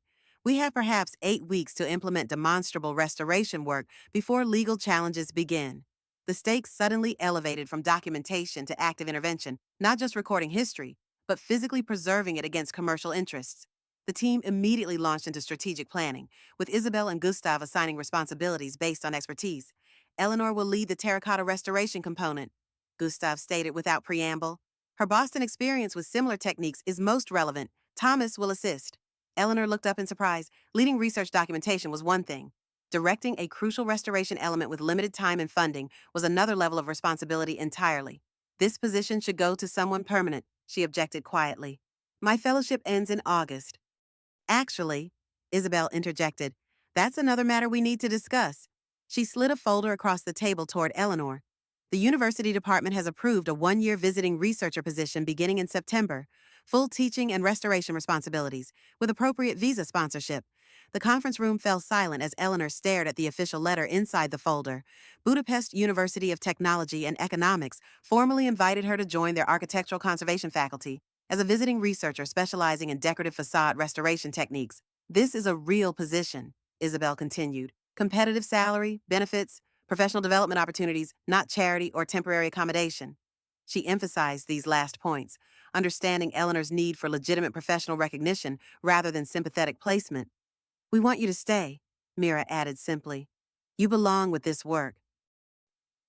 The offer represented everything Eleanor had hoped for professionally meaningful preservation work, academic connection, international experience, yet it also forced the decision she'd been avoiding since April. Temporary separation from Richard was one thing, but committing to another year abroad would fundamentally reshape their marriage or end it. I need time to consider this, she managed, grateful when Isabel smoothly transitioned back to implementation planning for the funded restoration. That evening, Eleanor walked along the Danube embankment, watching sunset illuminate the city's architectural treasures.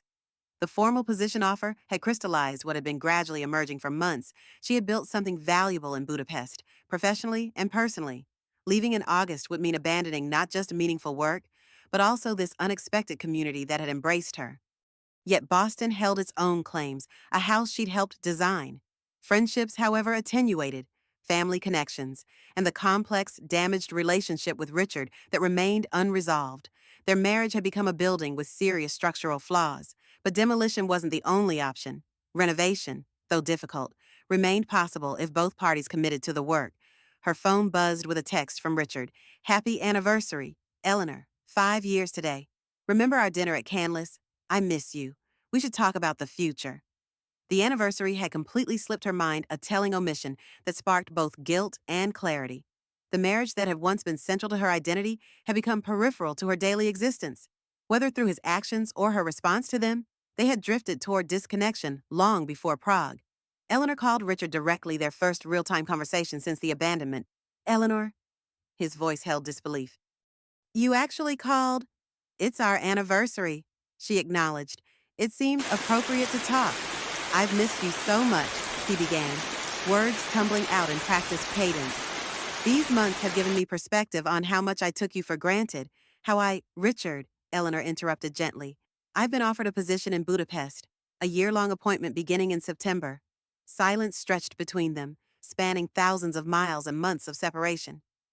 You can't be serious, he finally said. A real job in Hungary, a visiting researcher position at the university, she confirmed. Teaching and directing facade restoration projects? But what about us? Our life here? You can't just relocate permanently. It's not permanent, she clarified. It's 1 year, but it is a legitimate career opportunity, something I haven't had in a long time. His tone shifted professional negotiation, replacing emotional appeal. We could make this work. I could visit regularly, maybe even work remotely for a few weeks at a time. Companies are more flexible now. The offer surprised Eleanor Richard, suggesting adaptation to her career rather than expecting the reverse. Was this genuine growth or simply tactical repositioning to maintain control? That's something to consider, she acknowledged. But first, we need to address what happened in Prague, not just the abandonment itself, but the patterns it revealed in our relationship. I made a terrible mistake, he conceded. The guys were egging me on. We've been drinking. It's not about one bad decision, she interrupted. It's about the foundation underneath it, how we gradually built a marriage where my needs and aspirations became secondary, where I became an accessory to your life rather than a partner in it. This time his silence felt less defensive, more contemplative. I think, she continued carefully, that we both need to decide if we want to rebuild something different or acknowledge that the original structure wasn't sound. I want to try, he said finally. Whatever it takes.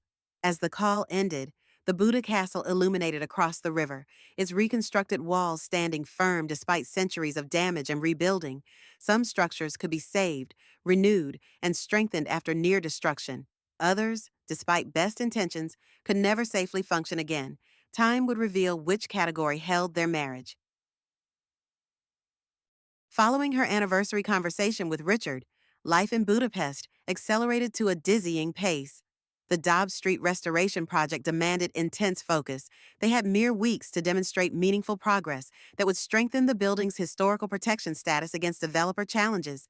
Using the vintage molds Eleanor had discovered, they developed a restoration plan for the building's most significant Art Nouveau elements.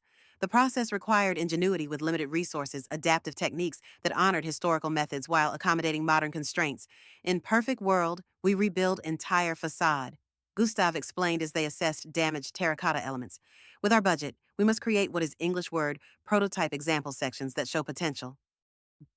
The strategy made sense implement their restoration approach on the most visible and historically significant portions of the facade, creating a compelling case for complete preservation. Eleanor's role encompassed both technical oversight and community engagement, explaining their work to neighborhood residents and local business owners whose support could influence pending legal decisions. This public-facing responsibility pushed her beyond her technical comfort zone. In Boston, she gradually withdrawn from presentation roles, allowing Richard to become their household spokesperson. Now, she found herself conducting impromptu sidewalk discussions with curious passersby, presenting their restoration approach at neighborhood association meetings, and documenting their progress through weekly social media updates. "You have talent for this," Thomas observed after watching her explain terracotta restoration techniques to a group of architecture students. Making complicated things understandable without simplifying too much. "I used to teach," Eleanor admitted, remembering the adjunct position she'd held briefly before Richard's promotion had required extensive entertaining responsibilities. "I'd forgotten how much I enjoyed it." As June progressed, the position offer from the university remained officially unanswered, though Eleanor was functionally operating as if acceptance were inevitable. Her apartment lease had been extended through the following summer, and Isabel had included her in fall semester planning. Richard's response to her potential extended stay had evolved from initial resistance to strategic accommodation. Their communications increased in frequency, but remained carefully focused on practical matters: his potential visit to Budapest in August, logistical questions about the house in Boston, financial arrangements for a year of separation. On the surface, his adjustment seemed positive, acknowledging her professional opportunity and expressing willingness to adapt. Yet something felt calculated about his acquiescence, as if he were simply implementing another approach to the same objective, bringing her back to Boston and their previous life. "Men like Richard understand power," Isabel commented when Eleanor mentioned this impression during a working lunch. "When direct authority fails, they switch to subtle influence. Be careful of easy compromises." Eleanor appreciated her directness throughout her Budapest journey. She'd offered perspective without presumption, respecting Eleanor's agency while providing insights from her own experiences. "The compromises are necessary if we want to preserve the marriage," Eleanor pointed out. "Yes, but which elements are structural and which are decorative?" Isabel asked, extending the architectural metaphor that had become their shared language. "Some aspects can be modified without compromising integrity. Others, if changed, cause collapse." Her question prompted deeper reflection about which parts of herself Eleanor could adapt without fundamental damage. Where was the line between healthy compromise and self-erasure? These philosophical questions found practical application in the Dobbs Street restoration. Each technical decision required balancing historical authenticity with modern realities, determining which elements were essential to preserve and which could be thoughtfully reimagined. By mid-June, their demonstration sections began taking visible shape. The most severely damaged terracotta medallions had been carefully removed and replaced with replicas created using the historical molds, while less deteriorated sections received minimally invasive stabilization treatments. The work itself became a form of public education scaffolding designed to allow pedestrian viewing, information panels explaining techniques, weekly guided tours for community members. This transparency transformed the restoration from isolated technical work into neighborhood engagement. Local businesses began displaying historical photographs of the building alongside information about their preservation efforts. A nearby cafe created a special restoration blend coffee with proceeds supporting the project. Residents placed "Save Our Heritage" signs in windows, demonstrating growing community investment. Eleanor's initial restoration leadership had expanded into a community organizing role she hadn't anticipated but found deeply satisfying. Creating technical solutions was meaningful. Generating public commitment to preservation amplified that impact exponentially. One particularly hot Tuesday, as Eleanor supervised the installation of a newly fabricated terracotta panel, Gustav approached with unusual animation. City Council member visits tomorrow, he announced. Very important, Cultural Heritage Committee chairperson. If impressed, can help with protection status. This potential political support represented a crucial advantage against developer interests. They worked late into the evening preparing presentation materials, ensuring their most photogenic restoration sections were complete, and organizing compelling visuals demonstrating the building's historical significance. The council member, a formidable woman in her 50s with architectural training, arrived with minimal entourage but maximum scrutiny. She examined their restoration work with practiced eyes, asking precise technical questions that revealed genuine expertise rather than political performance. Eleanor found herself naturally taking lead in the explanation, drawing on both technical knowledge and newly developed communication skills to convey not just what they were doing, but why it mattered connecting specific restoration techniques to broader cultural heritage preservation. Your approach balances respect for historical methods with pragmatic adaptation, she observed, examining a terracotta connection detail Eleanor had designed. This is exactly the kind of preservation work Budapest needs, not freezing buildings in time, but giving them renewed life and purpose. Her endorsement carried significant weight with both the university administration and local authorities. By week's end, the building had received enhanced protection status, temporarily blocking development plans and creating space for comprehensive restoration funding. This victory, though partial and potentially temporary, represented something Eleanor hadn't experienced professionally in years' genuine impact. Her specific contributions had measurably advanced heritage preservation in a city she'd grown to love. The sense of purpose this provided contrasted sharply with the increasing hollowness she'd felt in Boston, where her identity had gradually narrowed to supporting Richard's success. That weekend, as the team celebrated with drinks at an outdoor cafe near the Dobb Street building, Mira raised her glass in a toast to Eleanor, who came as a visitor but stays as a colleague. The informal announcement of her decision to accept the year-long position elicited cheers from the gathered team. They had assumed her acceptance long before she'd formally acknowledged it to herself. Later that evening, Eleanor called Richard with the definitive news. "I've accepted the position," she told him directly. 1 year starting in September. His response was measured, as if carefully scripted. "I understand. It's a great opportunity. We'll make it work somehow." Eleanor wondered which we he meant us, as a couple navigating long-distance marriage, or him and his support system managing my absence either way. The casual acceptance felt disconnected from the husband who had once reacted with passive-aggressive disappointment when she considered a 3-day conference in Portland. The conversation left her unsettled not because he opposed her decision, but because his support felt performative rather than genuine, another strategy rather than true evolution. As she walked home through Budapest's evening streets, buildings glowing in the golden hour light, Eleanor realized she was building something new in multiple dimensions, not just restoration projects or professional identity, but an authentic life aligned with her values and capabilities. The question remaining was whether that new construction could incorporate elements of her previous life, or if it required starting from a clear foundation. July brought sweltering heat to Budapest, transforming the city into a shimmering landscape of thermal contrasts, sun-baked streets, and cool interior courtyards. Scorching afternoons followed by vibrant evening life along the Danube. As temperatures rose, so did Eleanor's integration into Budapest's architectural preservation community beyond their immediate team. The successful protection status for the Dobb Street building had generated attention throughout heritage conservation circles. What began as a small technical presentation about their terracotta restoration methods evolved into invitations to speak at professional gatherings, contribute to preservation publications, and consult on other endangered buildings throughout the district. "Your approach bridges old and new thinking," explained Andrew Neff, Leslie's Hungarian contact who had initially considered hiring Eleanor before Isabel's offer materialized.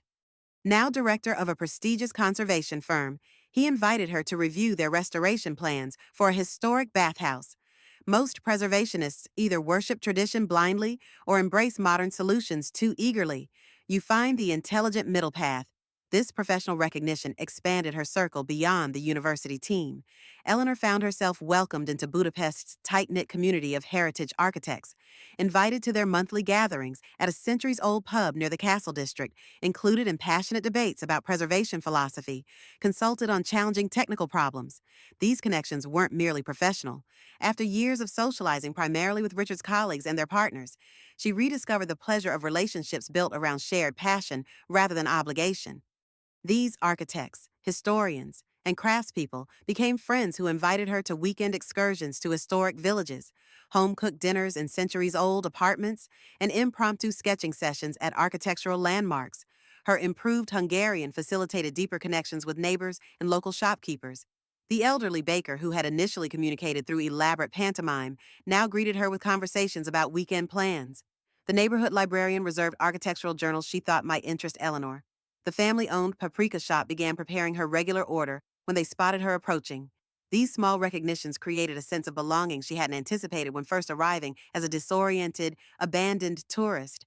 Budapest was becoming not just a workplace, but a home, with the intricate social web that defined meaningful residence rather than temporary accommodation.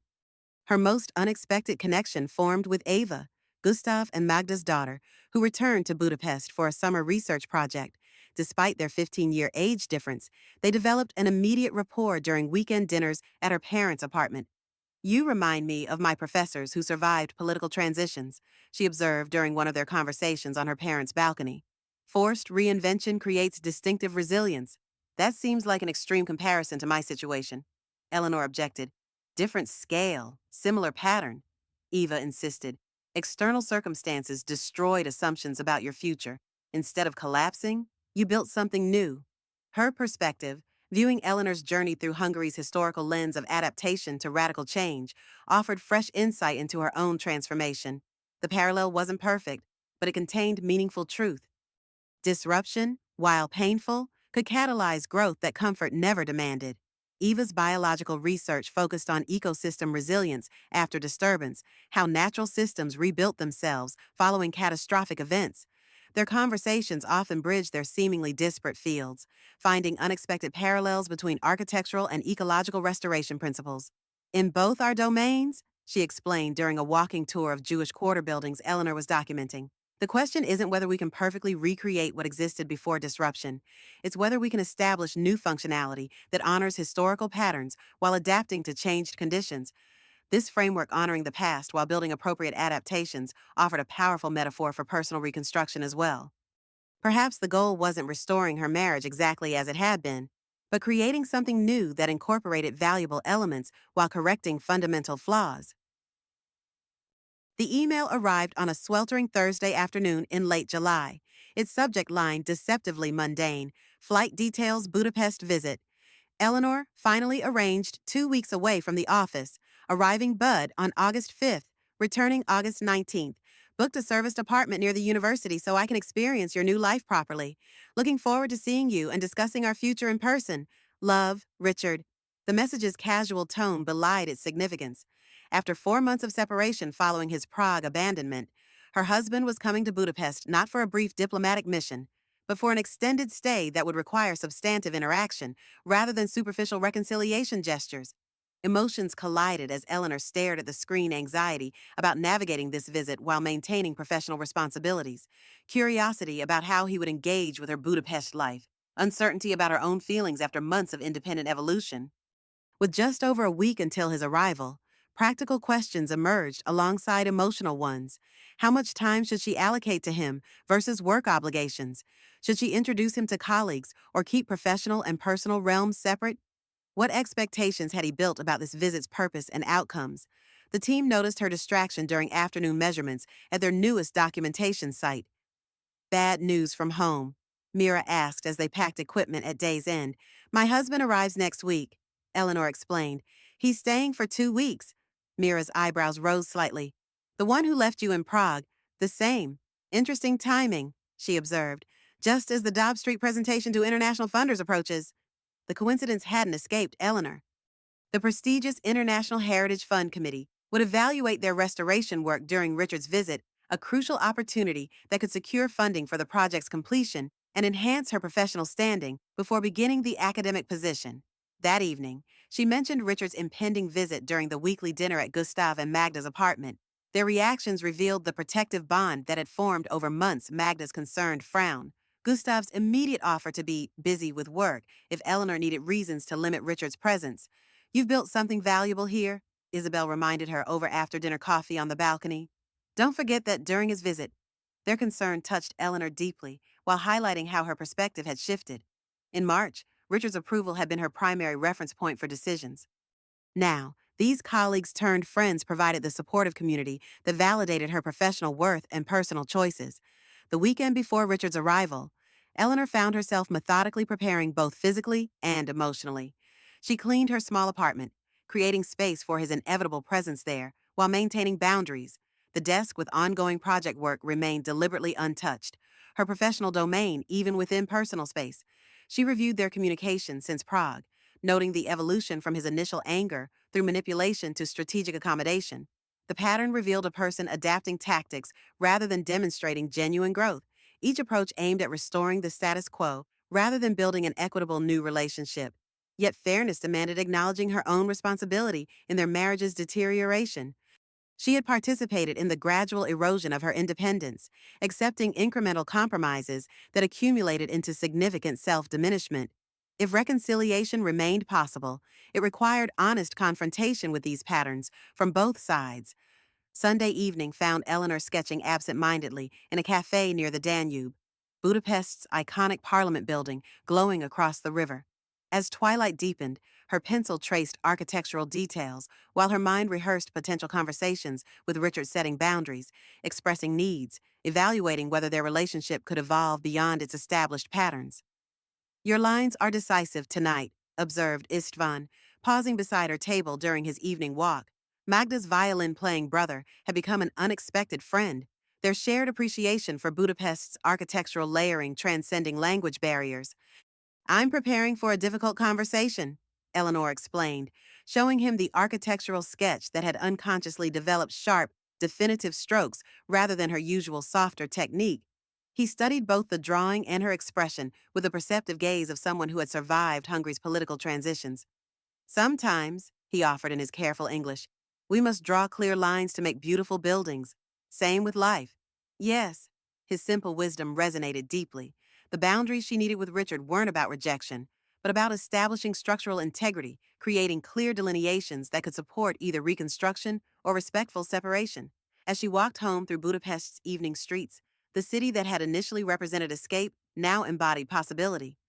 Whatever Richard brought to this reunion, sincere reconciliation or sophisticated manipulation, she would meet him not as the abandoned wife from Prague, but as the architect who had rebuilt her foundation, brick by deliberate brick. Budapest's Ferenc Liszt International Airport buzzed with typical summer activity tourists arriving with eager expressions, locals returning with comfortable familiarity. Eleanor stood in the arrivals hall, simultaneously inside and outside the scene, watching doors slide open to release waves of travelers into waiting embraces. When Richard emerged, the dissonance was immediate.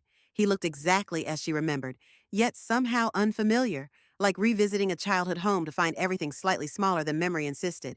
His designer travel clothes and carefully styled hair represented the Boston life she'd inhabited for years, now viewed through the lens of her Budapest transformation.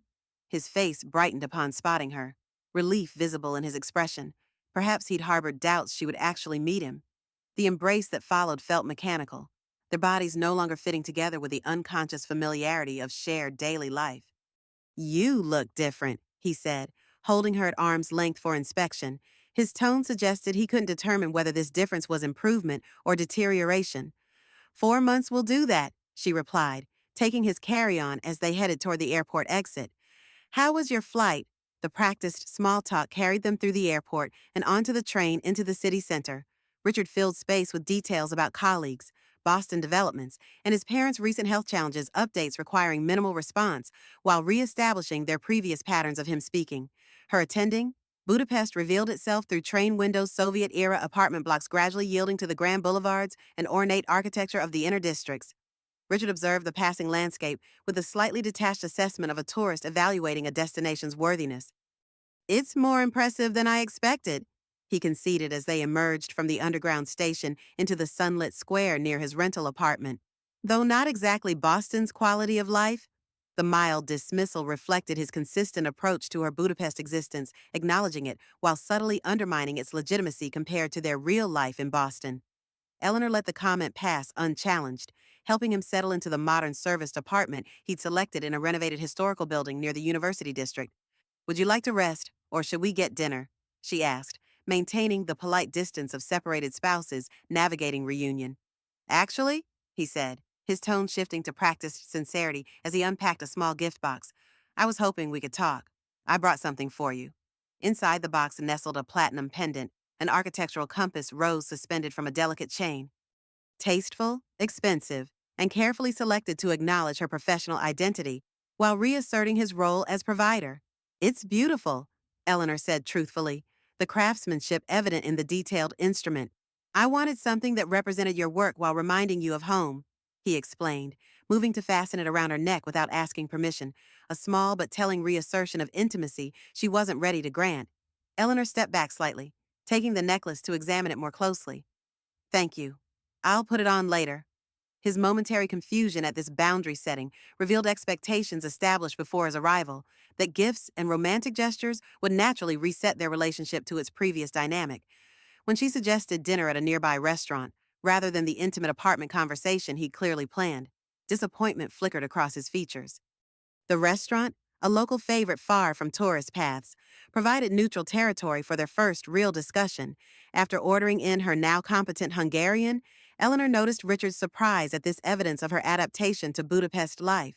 "You've really settled in here," he observed, not entirely pleased. "I have," she acknowledged simply. "It's become more than a temporary escape." "About that," he began, setting down his fork with deliberate care. "I need to understand what happened. Eleanor, one argument, one admittedly terrible mistake on my part, and you completely disappeared into a different life. It seems disproportionate." The characterization reducing months of marital imbalance to one argument and his deliberate abandonment to one mistake crystallized the fundamental disconnection in their perspectives. "Prague wasn't the cause, Richard," Eleanor said quietly. "It was the catalyst. The problems existed long before that day." "What problems? We had a good life. Everyone envied us. Everyone saw what we presented publicly. They didn't see how I gradually became smaller professionally, personally, to accommodate your success and comfort." His expression shifted between confusion and defensive dismissal. "I always supported your career. I never prevented you from working. Support isn't just allowing something to exist. It's actively creating space for it to thrive the way I did for your career for years." The conversation that followed unfolded like careful archaeological excavation, layers of their shared history examined from radically different perspectives. Richard genuinely couldn't recognize the patterns Eleanor described, seeing only discrete incidents with reasonable explanations rather than a systematic diminishment of her autonomy and ambition. As they walked back toward his apartment in the gentle Budapest evening, limestone buildings glowing amber in streetlights, the fundamental question emerged with unavoidable clarity, not whether they could communicate better or compromise more effectively, but whether they actually wanted the same relationship anymore. "I still love you," he said, stopping beside the Danube embankment. "I want to make this work, whatever it takes." Looking into his familiar face, Eleanor recognized the truth in his declaration according to his understanding of love and partnership. The question was whether that understanding could expand to incorporate who she had become. Richard's 2-week visit to Budapest unfolded like a carefully orchestrated dance between past and present. During weekdays, Eleanor maintained her professional commitments, leading restoration work, preparing for the international funding presentation, attending department meetings about the upcoming academic year. Evenings and weekends belonged to the delicate navigation of their relationship's uncertain future. She showed him her Budapest, the preservation projects that had become her passion, the cafe where Magda made her coffee exactly as she liked it without asking, the hidden architectural treasures she documented in her growing collection of sketchbooks. He participated with measured engagement, observing this life she'd built with the analytical assessment of someone evaluating an investment property rather than experiencing its emotional landscape. The International Heritage Fund presentation arrived midway through his visit. Standing before preservation experts from across Europe, Eleanor presented their restoration methodology with confident expertise, fielding technical questions and articulating the cultural significance of their work. From the audience, Richard watched with an expression she couldn't quite interpret, pride, mingled with something like surprise, as if seeing a stranger performing in familiar skin. You were remarkable, he said afterward during the reception. I knew you were talented, but seeing you like this, he trailed off, struggling to reconcile the poised professional before him with the supporting partner he'd grown accustomed to. The committee approved their funding request, ensuring the Dobb Street restoration would continue under Eleanor's guidance during her academic appointment. Celebrating with the team that evening, she watched Richard attempt to integrate into this community that had embraced her. Gustav was cordially reserved, Isabel professionally polite, Mira warmly cautious, each expressing through subtle interactions their protective concern for her well-being. On Richard's final evening in Budapest, they sat on Margaret Island, watching the sun set behind Buda's hills, the city gradually illuminating around them like a circuit board coming to life. I understand now, he said finally, why you couldn't just come home after Prague. And, Eleanor prompted gently, and I don't fit into it, he acknowledged with surprising candor. At least not the me who left you in Prague. Maybe not any version of me. His honesty, hard won through 2 weeks of witnessing her transformation, offered the first genuine connection since their separation. Not agreement or reconciliation, but authentic recognition of reality. I think we need to formally separate, Eleanor said, the words emerging with calm certainty rather than emotional turbulence. Give ourselves space to determine whether we're growing in compatible directions or simply different ones. He nodded slowly, resignation gradually yielding to respect. Your revenge was perfect, you know? Revenge, building a life that proves you never needed me at all. Eleanor touched his hand gently. It wasn't revenge, Richard. It was resurrection. As his plane departed the following morning, Eleanor stood on her small university apartment balcony, watching it diminish against the Budapest sky. Not an ending, but a clarification, the beginning of honest separation rather than ambiguous limbo. Her phone chimed with a message from Gustav. Meeting 10:00 a.m. New project. Important work. Life continued, purposeful and meaningful in this city that had transformed from escape to home. The abandoned wife from Prague had disappeared entirely, replaced by an architect who had carefully, deliberately rebuilt herself from solid foundation. I watch his plane disappear into the Budapest sky, becoming nothing more than a silver reflection against the morning clouds. 5 months ago, I stood on a Prague street, abandoned and broken. Today, I stand on my own balcony, in my own life, watching my past fly away. The architect in me understands what most people miss, that demolition is not just destruction. It's the first necessary step in creating something new. Richard meant to teach me dependency that night in Prague. Instead, he accidentally set me free. My fingers trace the weathered leather of Gustav's drafting tools, feel the weight of Magda's recipe book, remember the touch of ancient terracotta beneath my hands.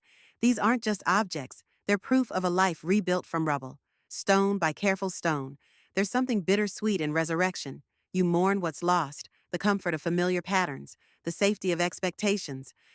But you celebrate what's found, strength you never knew existed, connections forged in authentic moments. Some call it revenge to thrive after betrayal. I call it reclaiming what was always mine. Perhaps that's the truest restoration of all, not returning something broken to what it once was, but transforming it into what it was always meant to be. How many of us live in buildings with foundations slowly cracking beneath our feet, never daring to look down?